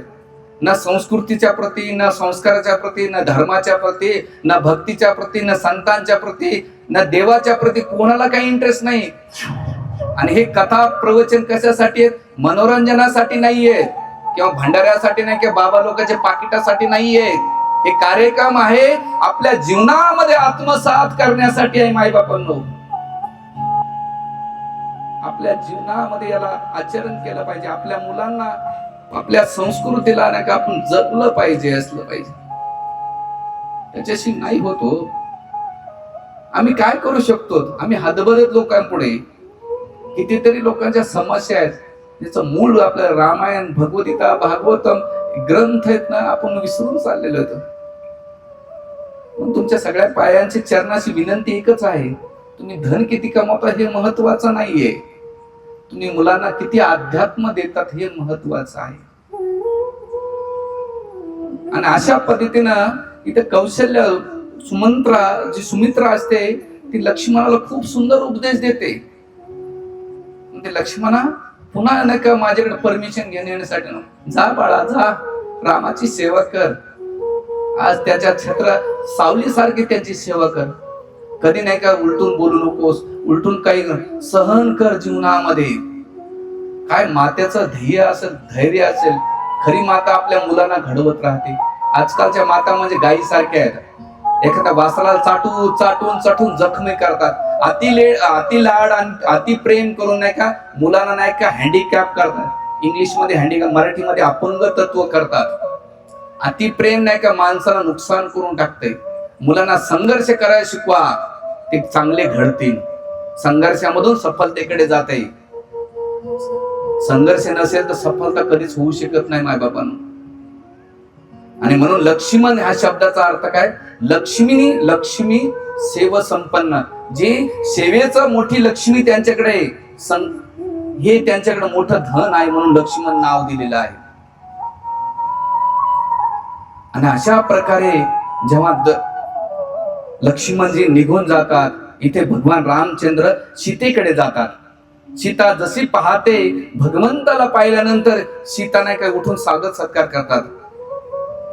आज भगवंताच्या चेहरा हास्य नसतंय, आणि भगवंत झालेला सारा वृत्तांत सीतेला सांगतात.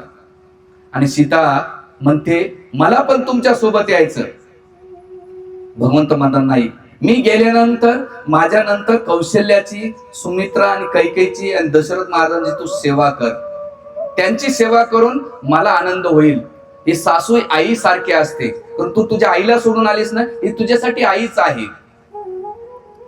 तिला आनंदी ठेवलं तर मी आनंदी राहील. जे सासू सासरे हे माता पित्याप्रमाणे जर सेवा केली तर तू मला आनंदी ठेवण्यासारखे. आणि भगवंत आपल्या पत्नीला, पत्नी सुनाचा धर्म काय सांगतात त्याचं वर्णन करतात. म्हणून मायबापांना ज्या सुना बसलेल्या आहेत ना, आपण आपल्या आई आणि वडिलाला सोडून येतोय. आपल्या आईलाच आपण नाही का, आपल्या सासूला नाही का तेवढा जीव लावला पाहिजे, सासू सासऱ्याला लावलं पाहिजे. काही दिवसापूर्वी माझ्या परिवारातल्या एका व्यक्तीचा फोन आला होता. सून होती, आणि तिनं विचारलं की आत्याबाई असं म्हणतात तसं म्हणतात. मी तिला एकच म्हटलं, बाई म्हणलं हेच वाक्य आहे जेव्हा सासू बोलल्यानंतर तुला लागतं, पण तेच वाक्य तुझी आई बोलल्यानंतर तू कसं घेशील? हेच वाक्य जेव्हा तुझा नवरा बोलू दे, हे वाक्य तुझा भाऊ बोलू दे, तू कसं घेशील? हेच वाक्य तुझी जाव म्हणू दे आणि हेच वाक्य तुझी बहीण म्हणू दे, कसं घेशील? हेच वाक्य तुझी बहीण म्हणू दे किंवा हे वाक्य तुझी नणंद म्हणून दे, कसं घेशील? तू जे वाक्य घेतलं आणि त्याच्या जागी जर व्यक्ती बदललं तर त्या शब्दाची इफेक्ट कमी होऊन जातो. म्हटलं, बाई ते वाक्य जेव्हा तुझी सासू बोलल्यानंतर त्या सासू जागी आईला टाक. जेव्हा नवरा बोलेल तर भावाला टाक, सासरा बोलला तर वडिलाला टाक. शब्दाला कमी होऊन जाते. आणि म्हटलं त्या सासूला मी फोन केला, म्हटलं हेच वाक्य आहे जेव्हा तुमची सून बोलल्यानंतर तुम्ही असं रिएक्ट करा, पण हेच वाक्य तुमची मुलगी बोलू द्या, जावई बोलू द्या, तुम्ही कसं घेतात? आपल्याला काय करायचं? शब्दाकडे नाही बघायचं, शब्दापेक्षा त्या व्यक्तीला बदला. त्या शब्दाची किंमत कमी होऊन जाते, तो प्रभाव, ते भांडणं कमी होऊन जातात. म्हणून रामकथेतून एकच आहे, उद्या तुम्ही कथा झाल्यानंतर 7 दिवसानंतर तुमच्या जीवनात हे प्रसंग येत राहणार आहे. रामायण घडणार आहे आपल्या जीवनामध्ये, पण तिथे तुमच्या व्यवहारामध्ये, तुमच्या चरित्रामध्ये, तुमच्या कार्यामध्ये परिवर्तन आलं पाहिजे. आणि ते परिवर्तन नाही आलं तर केवळ नाही का मी घसा कोरडा केला आणि तुम्ही मनोरंजन केलं आणि भांडारा खाल्याच्या पलीकडे काही नाही झालं. माझं जड चाललंय का तुम्हाला? नाही जात ना. म्हणून इथे भगवंत सीतामाईला हे उपदेश देतात आणि सीतामाई म्हणते, जसं तुम्ही मला धर्म सांगतात सेवा करण्याचा सासू सासऱ्यांचा, पण माझ्यासाठी पती दुय्य, बाकीचे सासू सून, आपलं सासू सासरे, देर नणंद, बाकीचे दुय्यम आहे. माझ्यासाठी प्रथम पती आहेत. जसं तुम्ही तुमच्या पितेची आज्ञा पालन करतात, तसंच माझ्या पित्याने जनक महाराजांनी सुद्धा मला आज्ञा दिली होती, ज्याप्रमाणे सावली असते रामचंद्राच्या सावलीप्रमाणे तू त्यांची सेवा कर, त्यांना कधी सोडू नको, त्यांच्या सुखदुःखामध्ये तू समाविष्ट हो. आज ऐश्वर्य असेल, उद्या नसेल, पण अशा अवस्थेत सुद्धा तू रामचंद्राची साथ सोडायची नाही. जसं तुम्ही तुमच्या वडिलाची आज्ञा पालन करता, तसंच भगवंता पती प्रभू मी पण माझ्या पित्याची आज्ञा पालन करते. माझ्या पित्याचीच नाही तर माझ्या आईची पण आज्ञा आहे, पतीची सेवा सर्वोपरी काही आहे. आणि हे सगळं चर्चा वर्णन झाल्यानंतर भगवंत म्हणतात, अगं सीते, जंगलातलं जो अतिशय दुःख आहे ते झेलू शकत नाही. त्यावेळी सीता म्हणते, भगवंता तुम्ही खाल्लं तर मी ते खाईल, जे भेटल. तुम्ही उन्हात राहता मी पण उन्हात राहीन, तुम्ही थंडीत राहाल मी थंडीत राहीन, तुम्ही जिथं झोपाल तिथं मी झोपेल. मी कशाची मागणी करणार नाही, तुमच्याकडून कोण्या गोष्टीचा हट्ट नाही करणार. तुमची केवळ मी सेवेसाठी येते, माझा स्वतःचा स्वार्थी इच्छा काही नाहीये. आणि केल्यानंतर भगवंत म्हणतात, अगं सीते, जंगलामध्ये हिंस्र पशु असतात, ऊन वादळ वारं असतं, कितीतरी राक्षस असतात, भयंकर वातावरण असं, मच्छर चावतात, काटे टोचतात, अशा अवस्थेमध्ये तू कशाला येतेस? तर सीता म्हणले नाही, मी येणार म्हणजे येणार. त्यावेळेस सीता, रामचंद्र पुन्हा म्हणता अगं सीता एवढं सोपं नाही. तर सीता तिथे चिडून जाते आणि विचार करते, माझे तर पिता म्हटले की रामचंद्र पुरुषोत्तम आहेत, पुरुष आहेत, मला पुरुष वाटत नाही, नपुसंक वाटतायत. माझ्या पित्यानं एका नपुसंकाशी लग्न करून दिलेले. काय शब्द वापरले सीतेनं, माझा नवरा कोण आहे? नपुंसक आहे. नपुंसक व्यक्ती जर आपल्या पत्नीची रक्षा करू शकत नाही, तिचं पालन करू शकत नसेल, तो पती कस काय असू शकेल? जनक राजा कुठेतरी चुकले आणि अशा व्यक्तीशी माझं लग्न लावून दिलेलं आहे. एवढे कठोर शब्द जेव्हा सीतामाई बोलते भगवंताला, भगवंत कुठेतरी तयार होतात, मग चल सीते. आणि सीता, राम आणि लक्ष्मण निघतात. निघाल्यानंतर कौशल्य पण सोबत असते, सुमंत्र असतात, सगळे मंत्री असतात. त्यावेळेस भगवंत, सीता, लक्ष्मण नाही का दशरथ महाराजांच्या महलामध्ये प्रवेश करतात.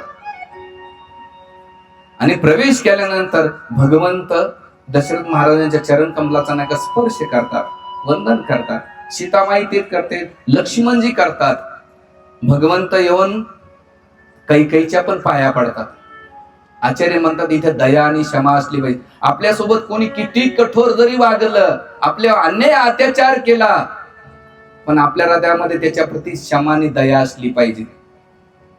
हे आपल्याला उदाहरणातून, जसं द्रौपदीचे 5 पुत्र मारले गेले, पण त्यावेळेस सुद्धा द्रौपदीने अश्वत्थामाला माफ करून टाकलं, बदला घेतला नाही, क्रोध व्यक्त नाही केलं. आपल्याकडे थोडं काही झालं तर आपण बदल्याची भावना घेतो, आपण एकाचे तोंड पाहत नाहीत. अरे मनुष्य जीवन आहे किती 60 वर्षाचं आहे, त्याच्यामध्ये 40-50 वर्ष असेच निघून गेलेले आहेत. याची निंदा करण्यामध्ये, द्वेष करण्यासाठी, कपट करण्यासाठी, भांडण करण्यासाठी जीवन दिलेले आहे का?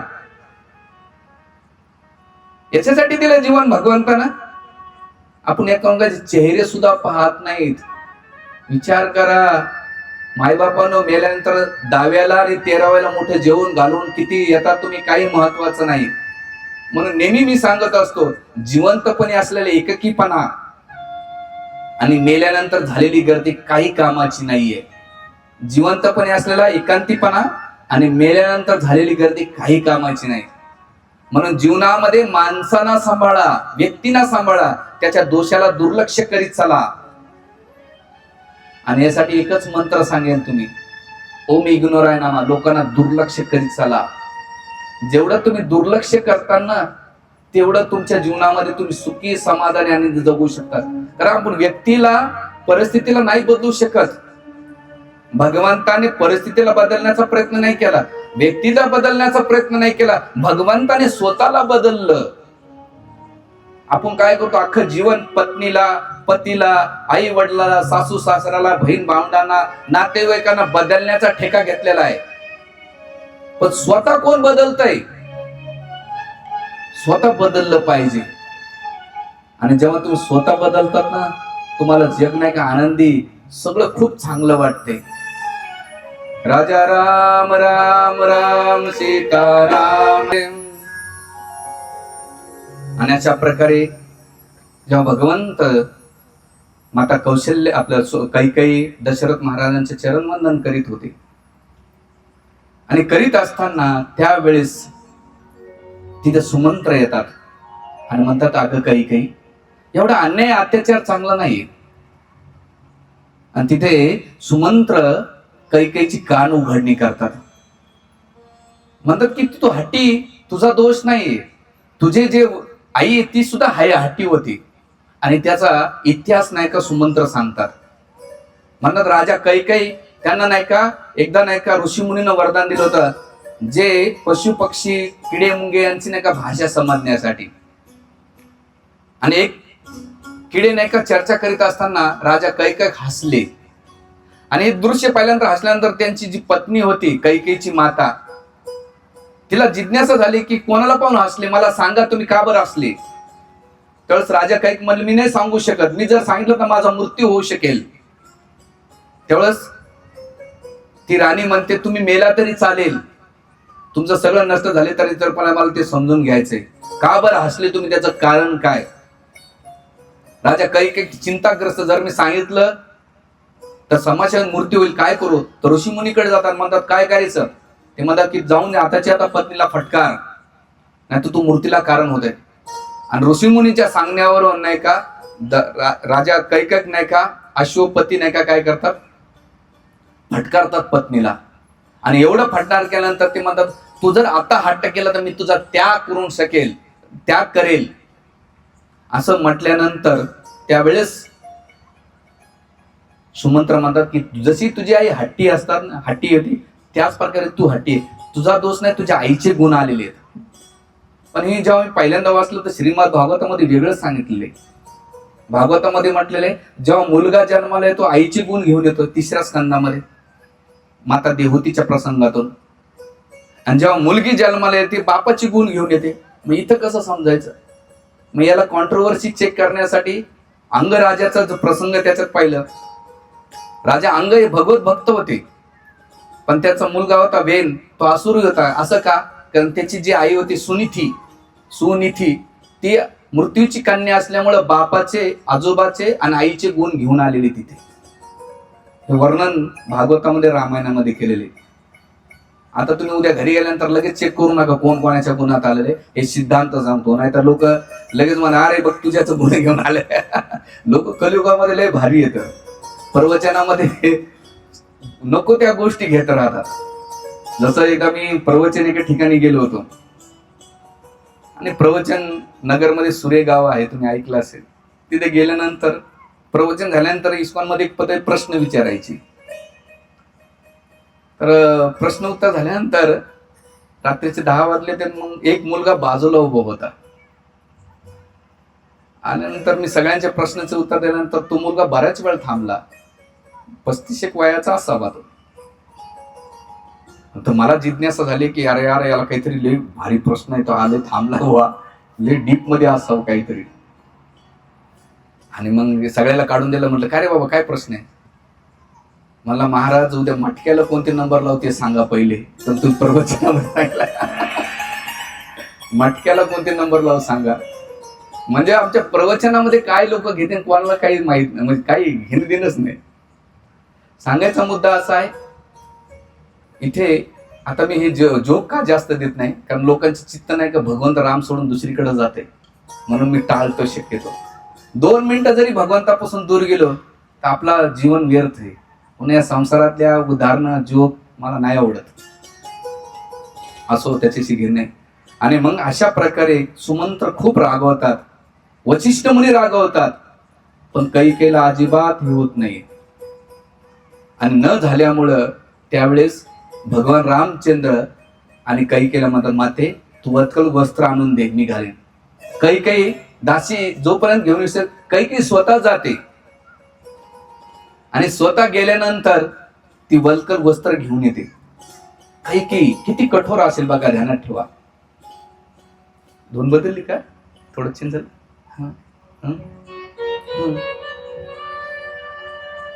वल्कल वस्त्र आणल्यानंतर कैकेयी नाही का भगवान रामचंद्राला ते वल्कल वस्त्र दिल्यानंतर भगवंताने आपल्या अंगावरले वस्त्र अस्त्र काढून घेतले, आणि गेल्यानंतर वल्कल वस्त्र भगवंताने धारण केले. ते दृश्य जेव्हा लक्ष्मण पाहतात, लक्ष्मणाच्या डोळ्यातून असू की भगवंत किती नाजूक आहेत, किती कोमल आहेत. आणि ते धारण केल्यानंतर लक्ष्मणजी सुद्धा नाही का आपले वस्त्र काढून टाकतात, आणि ते जे झाडाच्या साली आहेत ते धारण करतात. केल्यानंतर ह्या दोघांनी ते धारण केल्यानंतर सीताबाई विचार करते, मी सुद्धा घे अलंकार, ही सुंदर साडी घालून कसं काय जाऊ, मी सुद्धा ते घालते. आणि कैकेयी ते सुद्धा मध्ये धर तू सुद्धा घाल. त्यावेळेस हे दृश्य वशिष्ठ मुनी बघतात, आणि वशिष्ठ मुनीच्या तळपायची मस्तक, वनवास तू रामाला दिलाय, सीतेला नाही दिला. सीता ज्या अवस्थेमध्ये असेल त्याच अवस्थेमध्ये जाईल. कारण भगवान रामचंद्र सीतेला नाही का वस्त्र घालण्यासाठी मदत करू दे, पण सीतेचं शरीर सौंदर्य एवढं सुंदर, एवढं नाजूक आणि एवढं कोमल होतं. जसं ते धारण करू लागली सीता, ती लाल लाल होऊ लागली, कोमल होती सीता. आणि नंतर वशिष्ठ म्हणून रागवतात, की काही दुष्ट आहे, तू क्रूर आहेस, असं एवढं निष्ठूर नको वागोस. आणि एवढ्या कठोर शब्दामध्ये महर्षी वशिष्ठ रागवतात. म्हणतात की ज्या अवस्थेमध्ये सीता आहे त्याच अवस्थेमध्ये ती जाईल. आणि ज्यानंतर भगवंत ते वस्त्र धारण करतात. पुन्हा माता कौशल्या आपल्या कैकेयीच्या प्रती पाया पडतात. दशरथ महाराज मग दशरथ म्हणतात, राम नको जाऊ रे, राम नको जाऊ, तू पाहिजे तर माझे आक्रमण कर, माझे राज्य हडपून घे, मला काय नको, तू मला सोडून जाऊ नको, राम नको जाऊ रे, राम नको जाऊ रे, असं म्हणून पुन्हा मूर्छित झाले. भगवंत, माता कौशल्या, सुमित्रा सगळे जाऊन नाही का भगवान दशरथ महाराजाला आलिंगन करता, उचलून राज्य याच्या सिंहासनावर बसवतात. बसवल्यानंतर पुन्हा ते डोळ्यातून आसुरीच्या धारा होऊ लागल्या दशरथ महाराजांच्या. कौशल्या पण रडत होते, सगळे मंत्रीगण रडत होते. आणि ते वातावरण अतिशय दुःखमय वातावरण होतं. आणि भगवंत आता लक्ष्मणाकडे, सीताकडे पाहून नाही का इशारा करतात, निघा इथे, आता जास्त वेळ थांबण्यात नाही. निघण्याच्या वेळेस भगवंत म्हणतात, अगं सीते, तुझ्यावरले जेवढे अलंकार आहेत तुझ्या कारागृहात, आपल्या तुझ्या याच्यामध्ये महलामध्ये, ते सगळे ऋषी मुनी ब्राह्मणाला देऊन टाक. आणि सगळे जे विशेष करून भगवंत तिथे एक शब्द वापरतात, हे ब्रह्मचारी खूप आळशी असतात, त्यांना काही करायचं नसतं, म्हणून तू काय कर, हे सगळं धन त्या ब्रह्मचार्यांना देऊन टाक. लिटरली मी जेव्हा पहिल्यांदा वाचलं मला हसू आलं की भगवंत सुद्धा ब्रह्मचार्याला शिव्या घालतात. आणि मग दिल्यानंतर सगळं वाटलं. पण तिथं त्रिजटा नावाचा एक ब्राह्मण येतो, अतिशय गरीब असतो, त्याचे वस्त्र फाटलेले असतात. आणि तो त्याला कळतं की भगवंत आता वनवासात जाताना दान धर्म करतायत, त्यांच्याकडे सगळं संपत्ती त्यांच्या वाटेची होती. लक्ष्मण, रामाने आणि सीता वाटत चाले, मला काहीतरी भेटल. पत्नीने सांगितलं, जा बाबा काहीतरी घेऊन या. त्रिजटा जेव्हा त्रिजटा ब्राह्मण जातो आणि मग भगवंत मला काहीतरी द्या, माझे पत्नी मुलं बाळ भुके होतात, माझ्याकडे काहीच नाहीये. भगवंत म्हणतात, ही काठी घे, आणि तुझ्याकडे जेवढी ताकद असेल तेवढी ताकद तिथे तुझी भूमी आणि गायी तुझ्या असणार आहेत. ब्राह्मणाने लंगोट खोसला आणि कुठून त्याला ताकद आली माहित नाही, भगवंताच्या प्रेमानं. आणि लांबची लांब नाही का ती काठी फेकतात, ती काठी शरयू नदीच्या पलीकडे जाऊन पडते.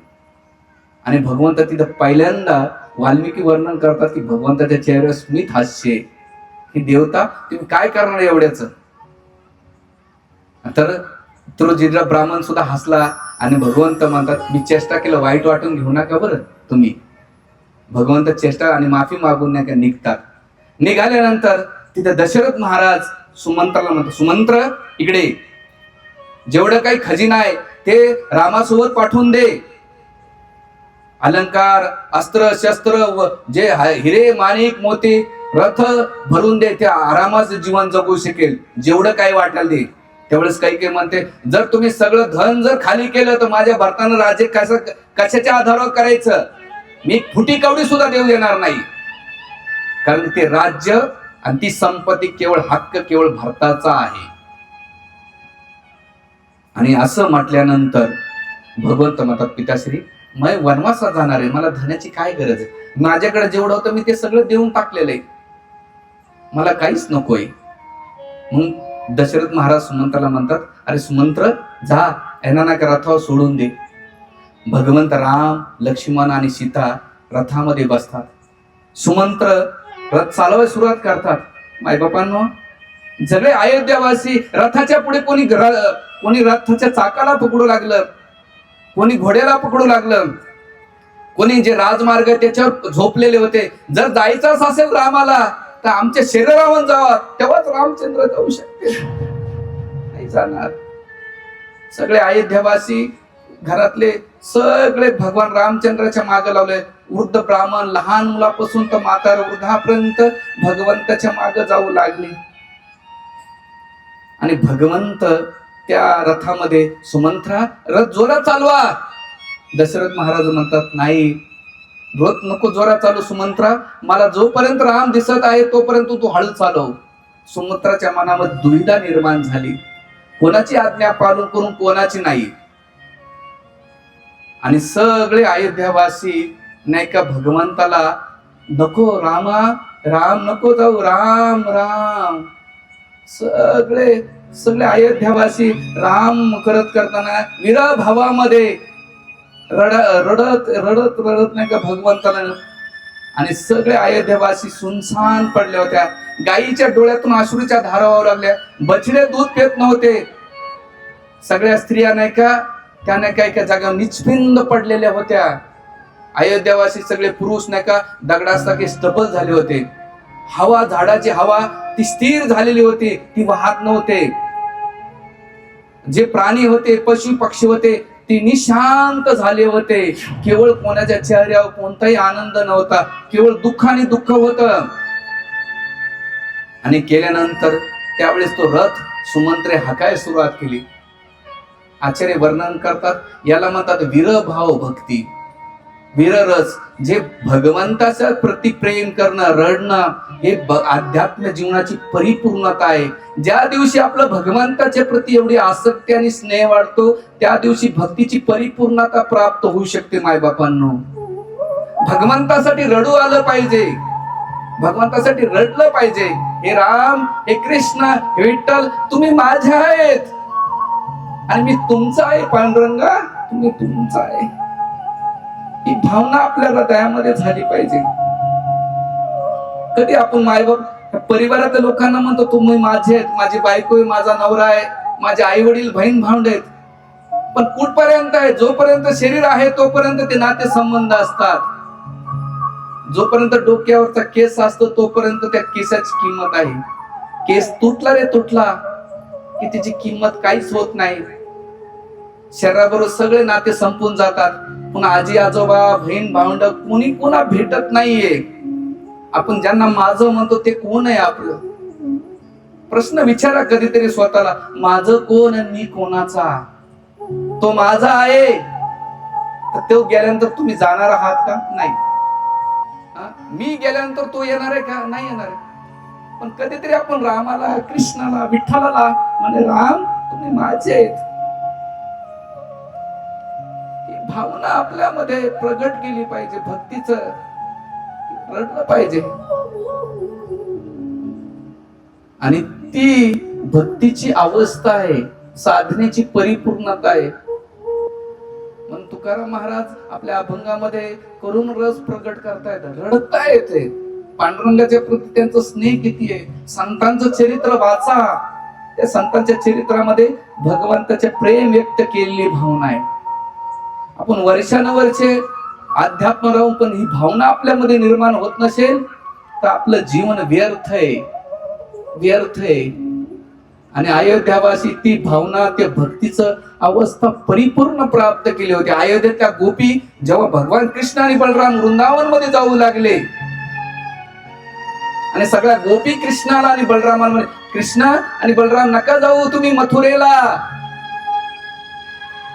आणि तोच भाव अयोध्यावासी भगवान रामचंद्राच्या प्रती दाखवू लागले. जे घोडे चालवत त्याच्या डोळ्यातून त्यांचा पाऊल सुद्धा पुढे चालवत नाही. आम्ही भगवंताला कसं घेऊन जायचं अयोध्येच्या पलीकडे? भगवंताचे जे सगळे पार्षद होते, भक्त होते, ब्राह्मण होते, ते म्हणले एक शब्द, जसा श्वास नसेल तर शरीर निशब्द पडत असतं, तसे अयोध्येमध्ये आम्ही आता राहणार नाही. आणि सगळीकडे अंधकार पसरला होता, सगळीकडे दुःखमय शोकाचं वातावरण अयोध्यावासी मध्ये झालेलं होतं.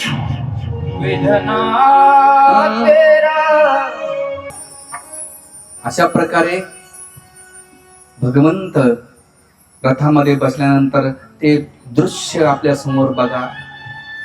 आणि केल्यानंतर इथे आचार्य म्हणतात अयोध्येवासींचं गाढ प्रेम होतं.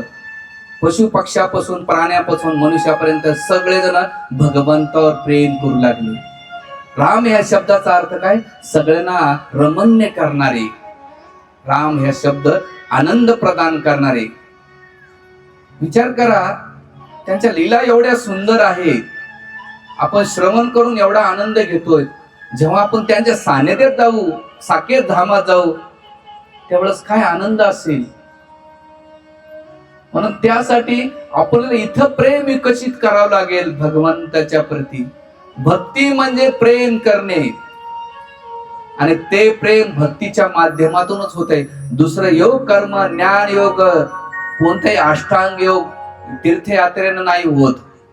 भक्तीची सुरुवात नाम जपापासून होते आणि ते आगाढ प्रेम आपण विकसित केलं पाहिजे. आणि ते प्रेम कसं विकसित होईल? आपण जेवढं पांडुरंगा रामाच्या बद्दल ऐकू तेव्हा ते प्रेम विकसित होईल. ह्या जगातलं प्रेम कसं आहे? स्वार्थावर आधारित आहे, वस्तूवर आधारित आहे, इंद्रियावर आधारित प्रेम आहे. पण हे प्रेम तात्पुरतं आहे. पण भगवंतावर जो प्रेम करतो, ह्या जगातलं प्रेम कसं आहे? निपक्ष प्रेम आहे आणि या प्रेमाला अगणित आहे. भागवताच्या 7व्या स्कंदामध्ये सुखदेव गोस्वामी राजा परीक्षितला वर्णन करतात. राजन, लाखो आईचं जेवढं प्रेम जमा केल्यानंतर तेवढं प्रेम केवळ भगवंताच्या सानिध्यामध्ये प्रेम प्राप्त होते. ते स्नेह, ती ममत्वा भगवंत. लाखो आईचं प्रेम एकत्र जमा केलं तर ते प्रेम केवळ भगवंताच्या सानिध्यामध्ये एक क्षणामध्ये ते प्राप्त होते. म्हणजे एवढी तुलना करतात त्या प्रेमामध्ये. म्हणून प्रल्हाद महाराजांचं चरित्र जेव्हा आपण बघू तर प्रल्हाद महाराज जेव्हा हिरण्यकशिपूचा वध केला भगवंताने, तर भगवंताने नरसिंहदेवाने आपल्या प्रल्हाद महाराजाला कुठे घेतलं? हातावर घेतलं. जसं बाळ, भगवान नरसिंहदेव बाळाला चाटतात प्रल्हादाला आणि आपल्या खांद्यावरून थापतात. आचार्य म्हणतात की भगवंत आपल्या भक्तावर किती प्रेम करतायत. भक्त जेव्हा भगवंतावर प्रेम करतो तर भगवंत तेवढंच आपल्या भक्ताच्या प्रती प्रेम विकसित करतात. तू तेरे काम में, तू तेरे काम में तो मैं मेरे धाम में, तू तेरे काम में तो मैं मेरे धाम में, तू मेरे नाम में, तू मेरे नाम में तो मैं तेरे काम में. आपण भगवंताच्या कामामध्ये कधी येऊ? नाम जपाच्या. आणि अशा प्रकारे प्रगांड प्रेम केल्यानंतर भगवंत निघाले आणि सुमंत्राला सांगितलं, रथ जोरात हाकल. रथ जसा हाकलला जोरात ती धूळ उडाली आणि दशरथ महाराजांनी ते दृश्य पाहिलं. त्या धुळीमध्ये भगवंत अदृश्य झाले आणि सगळे अयोध्यावासी भगवान रामचंद्राच्या मागे पळू लागले. आणि पळत असताना तिथे वृद्ध ब्राह्मण पायामध्ये खडे टोचतायत, काटे टोचतायत, कोणी जमिनीवर पडतंय. राम राम राम, लक्ष्मण सीता, आम्हाला सोडून जाऊ नका तुम्ही, आम्हाला पण तुमच्या सोबत घेऊन चला. आणि गेल्यानंतर भगवंत बघतात सगळे ब्राह्मण अयोध्यावासी नाही का जमिनीवर पडतात, विरामध्ये रडतायत आणि जास्त रथ पळून हरकत नाही. भगवंत राम लक्ष्मण सीता खाली उतरतात आणि मग त्या अयोध्यावासीवर चालत चालत नाही का शृंगेरीपूर मध्ये पोहोचतात. आणि शृंगेरीपूर पोहोचल्यानंतर गंगाच्या तटावर नाही का तिथे नाही का विश्राम करतात. आणि विश्राम केला, रात्र झालेली असते आणि सगळे अयोध्येवासी शांत त्या शृंगेरी जे आहे गंगाच्या तटावर सगळेजण झोपलेले असतात जमिनीवर.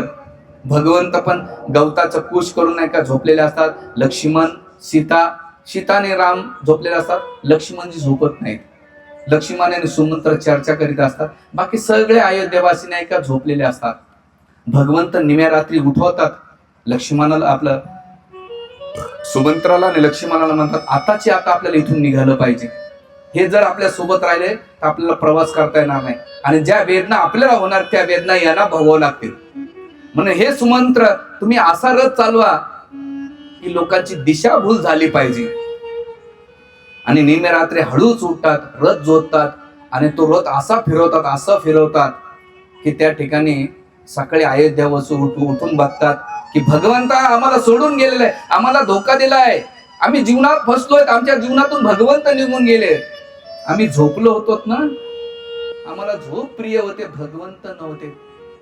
आचार्य म्हणतात आपण जीवनात नाही का झोपेचं ढोंग केलं, मनुष्य जीवन भिवून नाही का भक्ती नाही जर केली तर आपल्या जीवनातून भगवंत निघून जातात. जसं भगवंत कंसाच्या कारागारातून निघून गेले आणि जे कारागारातले सैनिक होते ते झोपलेले होते, भगवंत जवळून निघून गेले. त्याच प्रकारे राम आपण झोपलो म्हणून निघून गेले. सगळे अयोध्येवासी रडू लागले, क्रंदन करू लागले. कोणाचा पाय अयोध्याकडे जाण्याचा प्रयत्न सुद्धा नव्हते, सगळे बेशुद्ध अवस्थेत पडून 1% जमिनीवर पडून नाही का कोणी डोक्याला हात लावलाय. ज्या अवस्थेमध्ये होते सगळे अयोध्येवासी बसले आणि शोधत शोधत पुन्हा प्रयत्न केला त्यांनी, कुठे रथ गेला असेल, पण त्यांना कोणताही सुगाव लागत नव्हता. करायचं तर काय करायचं.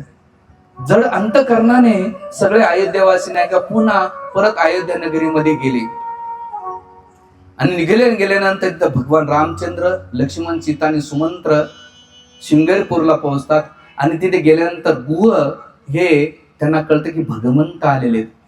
आल्यानंतर गुह त्यांचा अतिशय स्वागत सत्कार करतात आणि गेल्यानंतर त्यांना दंडवत करताना म्हणतात की भगवंता, हे जे राज्य शृंगारपूर आहे, शृंगेरीपूर, हे तुमचंच राज्य आहे, इथले सैनिक तुमचेच आहे, मी तुमचा सेवक आहे.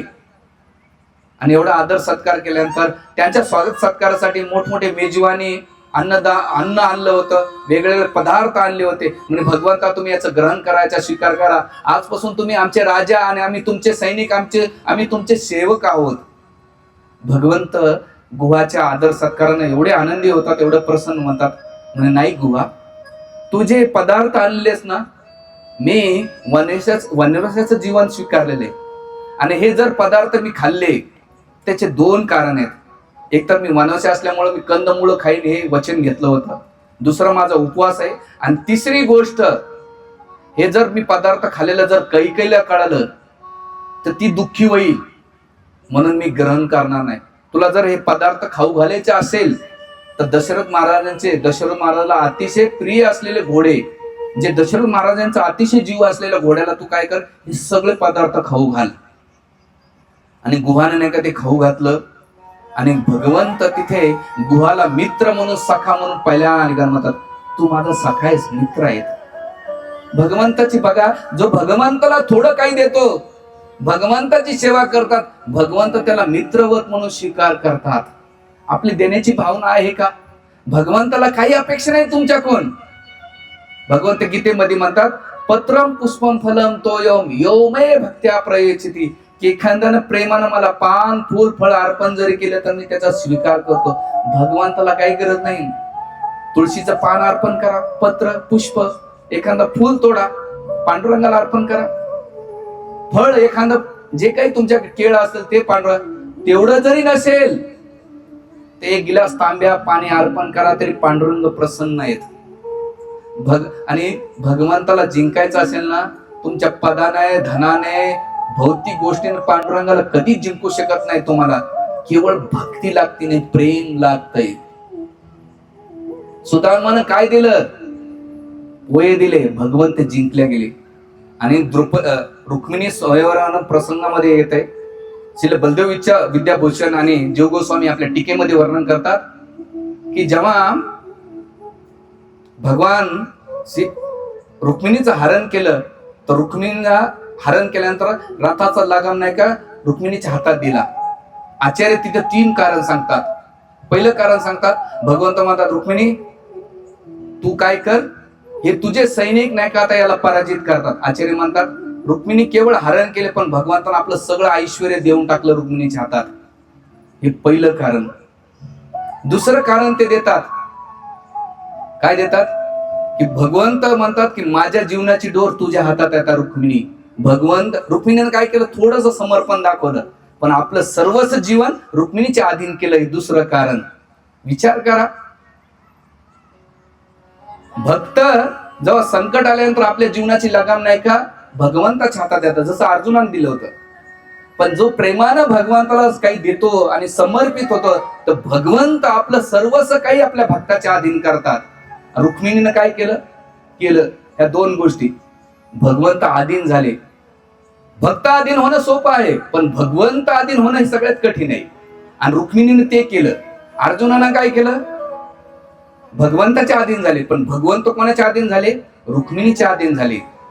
आणि आचार्य तिथं 3रं कारण देतात भागवतामध्ये की सगळ्या जरासंध, शिशुपाल, दंतवक्राला सांगतात, मी रथ हाकत नाही. कोण हाकते? रुक्मिणी हाकते. रुक्मिणी मला घेऊन चाललेली आहे म्हणून नाही का मी लगाम दिलेला. भगवंत लगाम दिला त्याच्या मागे कितीतरी 5 कारण देतात, मी केवळ 3च कारण सांगितले तुम्हाला. आणि इथे भगवंत गुहाने काय दिलं, थोडस दिलं, भगवंतानं आपल्याला मित्र म्हणून नाही का स्वीकारलं, सखा म्हणून स्वीकारलं, आलिंगन दिलं. भगवंताला काय गरज आहे?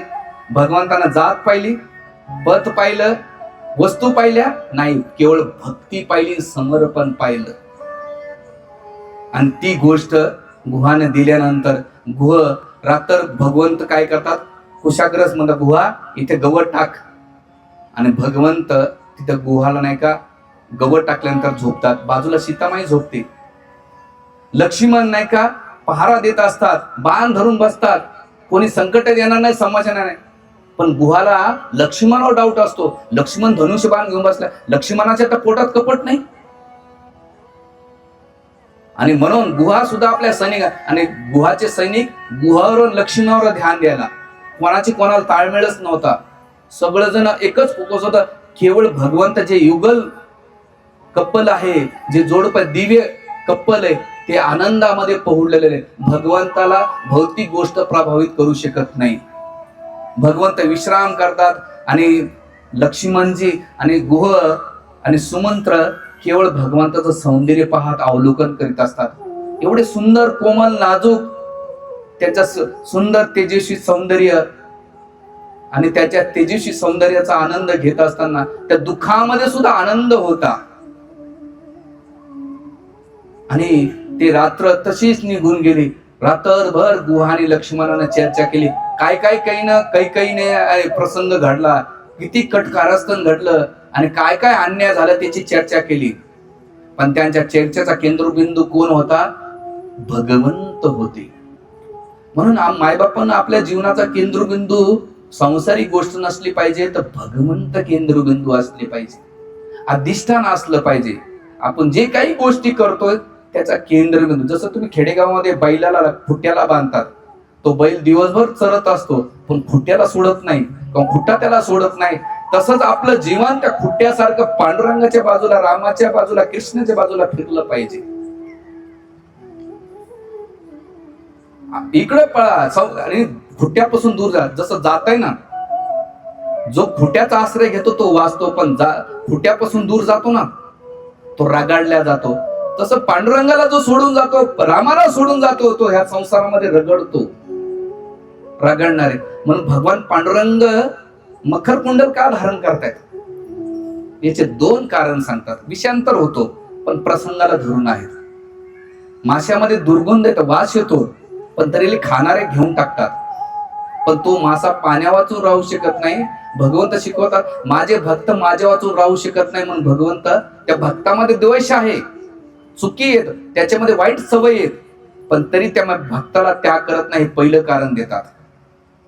आणि दुसरं कारण देतात आचार्य, जेव्हा कोळी नाही का जाळं फेकतो लांबची लांब, जाळं फेकल्यानंतर जो मासा कोळ्याच्या पायाजवळ राहतो तो वाचतो, पण जो कोळ्यापासून दूर जातो त्या जाळ्यामध्ये अटकतो.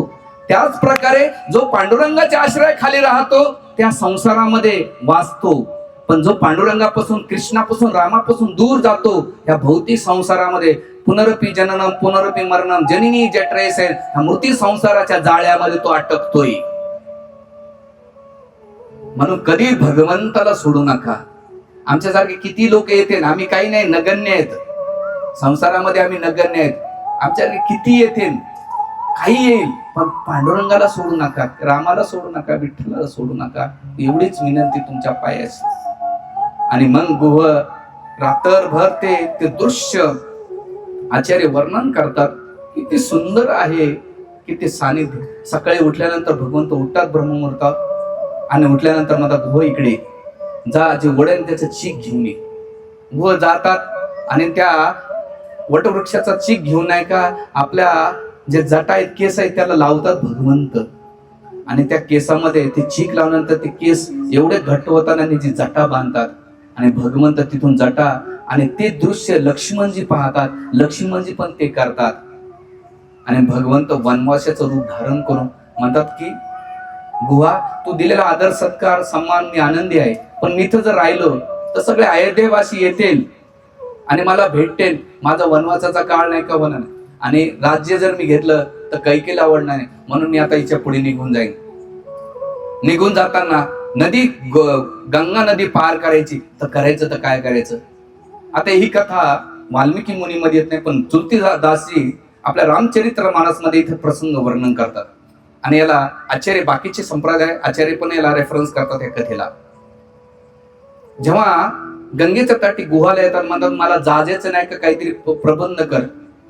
त्यावेळेस गुह केवटला बोलवतात. म्हणतात केवट आला. आल्यानंतर पहिल्यांदा तो म्हणतो की मी भगवंताला पार करून घेऊन जाणार नाही. म्हणजे का बरं? लक्ष्मणजीचा आग तळपायची मसाला नेहमी चिडचिड चिडचिड करणारे लक्ष्मणजी. भगवंत म्हणते लक्ष्मणा शांत होय, लक्ष्मणा शांत होय. मला एक मुद्दा सांगायचा राहून गेलेला आहे. आपल्या जीवनामध्ये दुःख येतात ना, 3 गोष्टीसाठी येतात. जसं भरताला जे आपलं दशरथ महाराजाला दुःख भेटलं ते प्रारब्धामुळे भेटलं. का बरं भेटलं?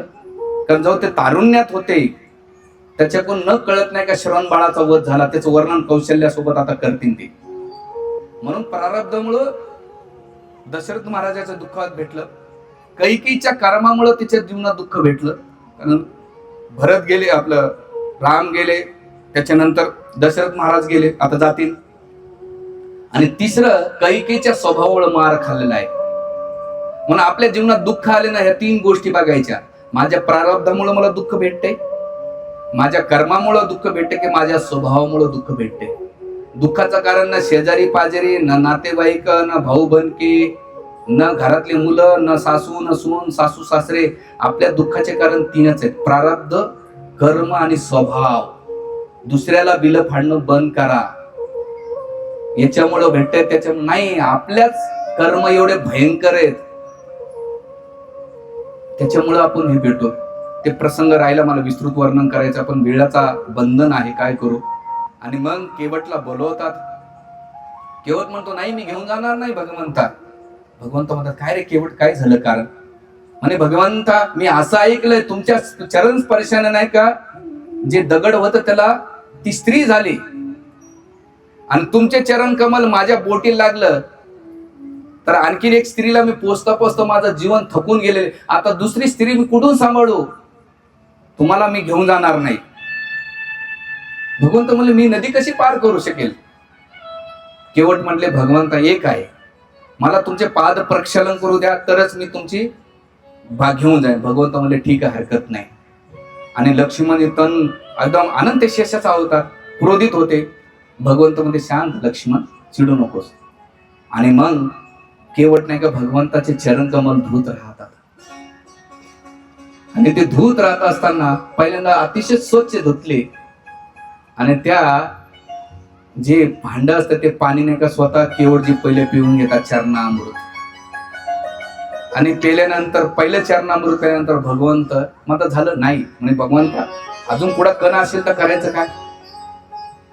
आणि मग पुन्हा केवट नाही का भगवंत काय करतात, केवट नाही का गंगेचं पाणी घेतात आणि गंगा आनंदी होते. काय भाग्य आहे की ज्या भगवंतातून मी प्रगट झाले तेच भगवंताच्या चरण आपले अभिषेकाचा माझ्या पाण्यातून नाही का होतंय. आणि असं करीत असताना केवट काय करतात, पुन्हा त्यावेळेस पुन्हा भगवंताच्या चरण कमलाचा अभिषेक करतात. केल्यानंतर पुन्हा स्वच्छ धुतात. गेल्यानंतर ते पाणी घेतात, आपली पत्नी मुलं बाळ सगळ्यांना पाजतात चरणामृत. दोघांचा उद्धार होतो. आणि लक्ष्मण एकदम तनफन तनफन. भगवंत लक्ष्मणा शांत राहा. तिसऱ्यांदा भगवंत अरे आता तरी केवट नाही भगवंता, आता पुन्हा शेवटचं याच्या पुढे नाही. आणि मग केवट पुन्हा भगवंताचे चरण कमल 3 वेळा धुतात. आणि 3 वेळा धुतल्यानंतर जे गावातले गावकरी होतात, त्याचे मित्र बंधू नातेवाईक होते, सगळ्यांना चरणामृत वाटलं. 3 वेळा धुतल्यानंतर याला म्हणतात कृष्ण भक्त बडा चतुर. स्वतःचा उद्धार करतो, दुसऱ्याचा उद्धार करतो, सगळ्यांचा उद्धार करतो. आणि केल्यानंतर भगवंत म्हणले आता काय राहिलं का? नाही. मग आता केवट नाही का जाजेमध्ये बसवतात, नावेमध्ये बसवलं. आचार्य म्हणतात की भगवंताने केवटला 3 वेळा पाय का धुवू दिले? तर पहिल्या दिवशी ते तुम्हाला सांगितलं वैकुंठामध्ये अनंत शेषावर का भगवंत पहुडलेले होते. आणि तिथं कासव सारखा येऊन भगवंताच्या चरण कमलाला स्पर्श करू लागला. पण अनंत शेष काय करू लागला, फुफकरू लागला. आणि फुफकारीत असताना ते कासव नाही का दूर दूर जात होतं. आणि दृश्य भगवंताने पाहिलं की हे कासव माझ्या चरण कमलाजवळ येण्याचा प्रयत्न करताय, पण ह्या अनंत शेष नाही का येऊ देत नाही. भगवंत म्हणले काळजी करू नको, मी अशी संधी देईन, अशी संधी देईन.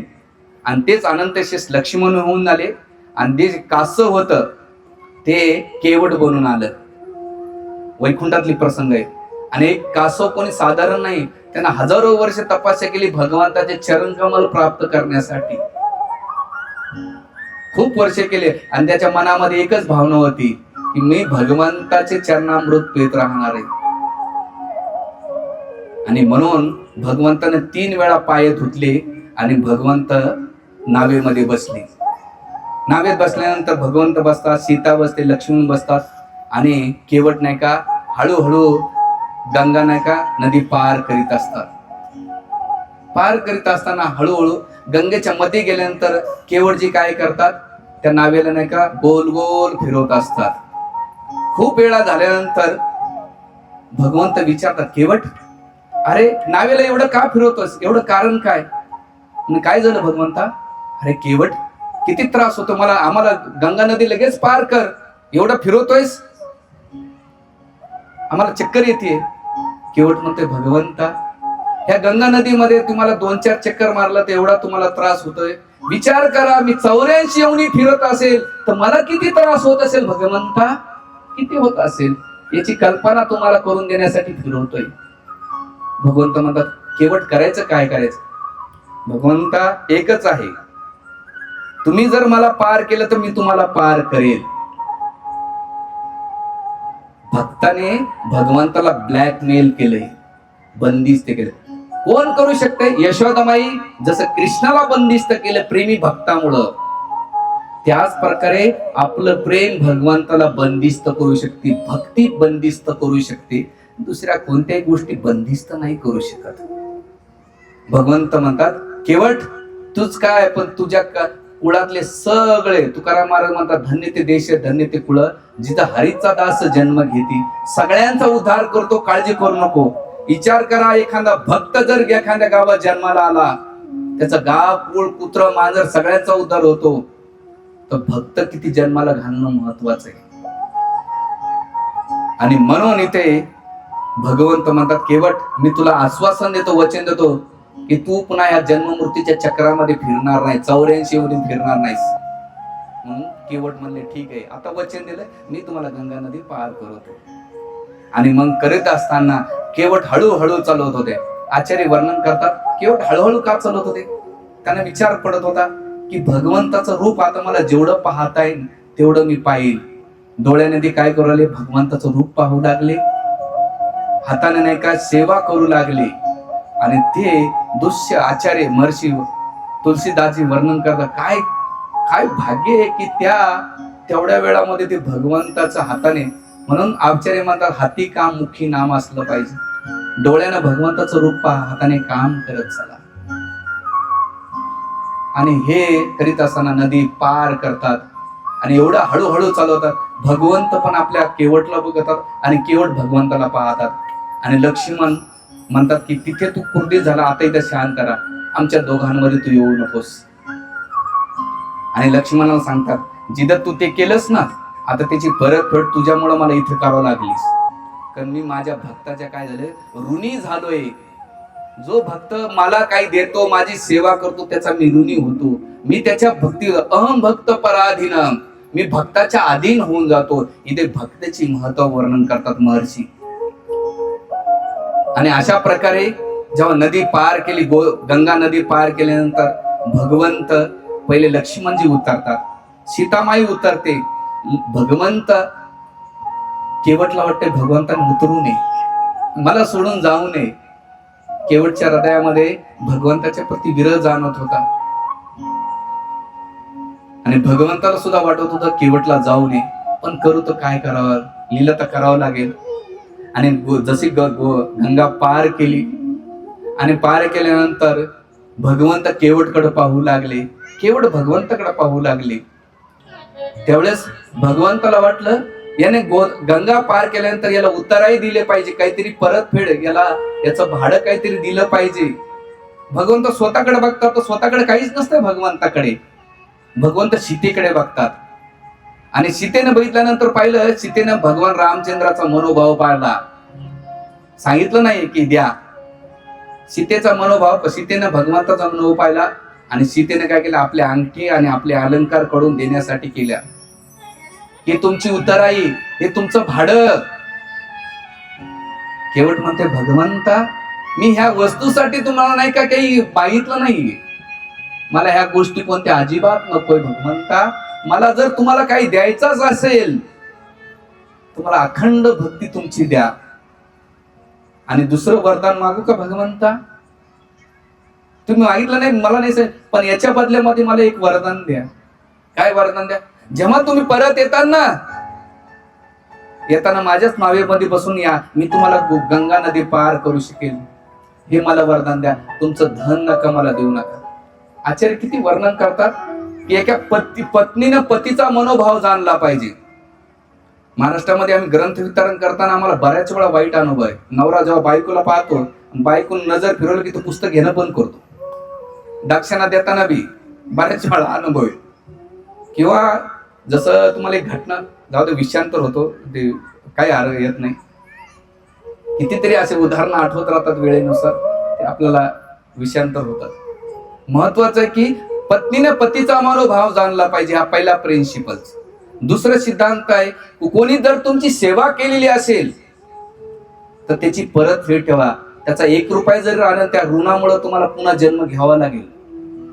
कोणाचं देणं असेल तर देऊन टाका मरण्याच्या पहिले, आणि कोणाकडून घ्यायचं असेल ते घेऊन टाका. नाहीतर पुन्हा एकेका गोष्टीमुळे या संसारात यावं लागते. भगवंत शिकवतात आपल्याला, आपण कोणाच्या काही घेऊन जातो, कोणाचं काही घेऊन टाकतो, पण तेवढे ऋणासाठी पुन्हा जन्म घ्यावा लागेल. एवढं सोपं नाहीये. म्हणून महाभारतामध्ये यक्षाने प्रश्न विचारले, किम दुःखम, दुःखाचं कारण काय?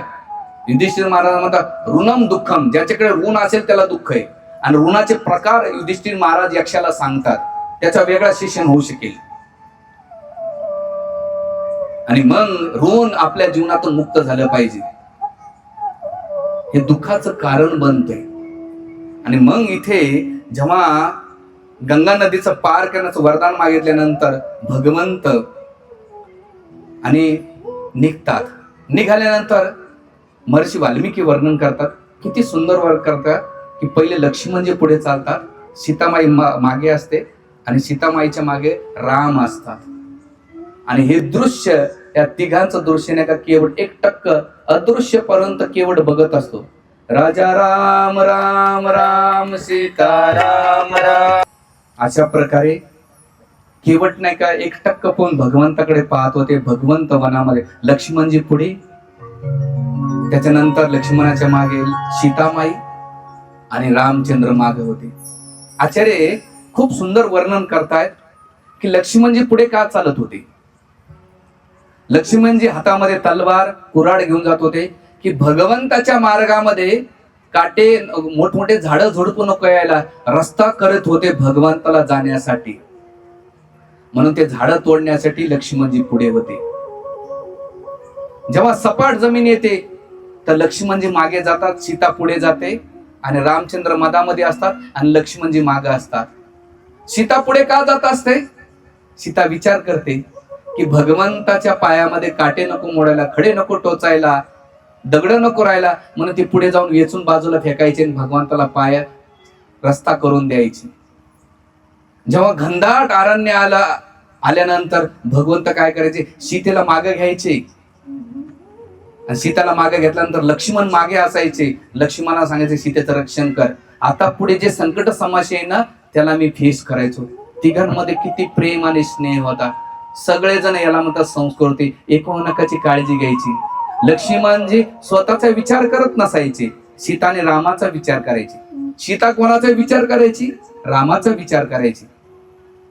आणि राम कोणाचा विचार करायचे? सीताने लक्ष्मणाचा विचार करायचे. जे संकट येते ते मी पहिले संकट झेलीन, नंतर सीताने लक्ष्मणाकडे जाईल, असा त्यांचा क्रम असायचा. आणि ह्या क्रमामध्ये चालायचे. पण जेव्हा ऋषीमुनीचा आश्रम यायचा तर भगवंत काय करायचे, मागे जायचे आणि लक्ष्मणाला आणि सीतेला पुढे करायचे. आचार्य वर्णन करतात, का बरं? ऋषीमुनींची नजर, ऋषीमुनींचे आशीर्वाद, ऋषीमुनींची कृपा माझ्या सीतेला आणि माझ्या लक्ष्मणाला भेटावं म्हणून भगवंत काय करायचे, राम आणि आपल्या लक्ष्मणाला आणि सीतेला पुढे ढकलायचे. असा त्यांचा क्रम असायचा. त्या क्रमामध्ये नाही का परिस्थितीनुसार बदलायचं.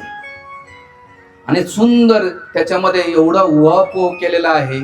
आणि गेल्यानंतर आता इथे भगवंत लक्ष्मणाची परीक्षा घेतात. म्हणतात, लक्ष्मणा जा. काही कदाचित नाही का कौशल्या आणि सुमित्रावर अन्याय करेल. भरत नाही का तुझा भाव ठेवेल. तू जाऊन नाही का त्यांचं रक्षण कर, त्यांचं पालन कर, माझ्या इतकी सेवा कर, माझी चिंता करू नकोस. भगवंत लक्ष्मण म्हणतात, नाही भगवंता, मी तुम्हाला सोडून जाऊ शकत, माझ्यासाठी तुम्ही सर्व काही प्राण आहेत.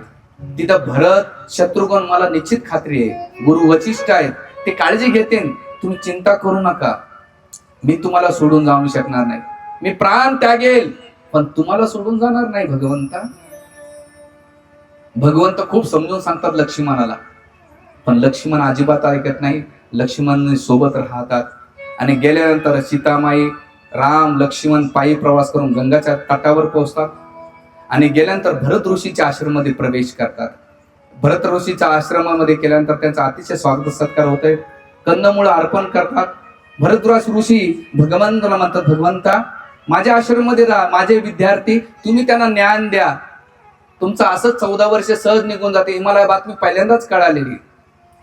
त्यावेळेस भगवंत भरद्वाज ऋषींना म्हणतात की हे ऋषीवर, इथं जर मी राहिलो तर अयोध्येवासी येतील, मला भेटेल आणि ती शांतता नको. मला एकांतामध्ये मला नाही का साधना करायची. मला असं कोणतं तरी ठिकाण सांगा ज्या ठिकाणी मी माझं राहिलेलं आयुष्य नाही का व्यतीत करू शकेल. आणि त्या रात्री तिथं त्याने व्यतीत केली. आणि मग भरद्वाज सांगितलं की इथं जवळच गंगेच्या बाजूला तुम्ही काय करा, चित्रकूट नावाचा एक पर्वत आहे, त्या ठिकाणी तुम्ही जा आणि त्या ठिकाणी निवास करा. आणि मग भगवंत सकाळी उठतात, यमुना पार करतात आणि एक सुंगडी नावाचे वृक्ष त्या खाली निवास करतात. आणि केल्यानंतर इथे जो पुढचा वर्णन आहे, अयोध्यामध्ये काय होतंय, दशरथ महाराजांच्या बाबतीत काय होतंय, कौशल्या आणि सुमित्रा दशरथ महाराजांच्या काय प्रसंग होतो, याचं सुंदर विश्लेषण, अतिशय सुंदर विश्लेषण महर्षी वाल्मिकी वर्णन करतायत, कंबस्वामी पण करतायत. त्याचा प्रसंग अतिशय करुणामय आहे. रडणं म्हणजे एवढी सुंदर शिक्षा आहे, आपण विचार करू शकत नाही. आणि त्याचा नारी धर्म, दशरथ महाराजाला तिथे कौशल्य नारी धर्माचा प्रसंग करतात. आणि मग त्या शोकामध्ये दशरथ महाराज कसा देह त्याग करतात आणि त्याच्या पुढच्या ज्या काही लीला होतात आपण त्या चर्चा उद्या करूया. राजा राम राम राम, सीता राम राम.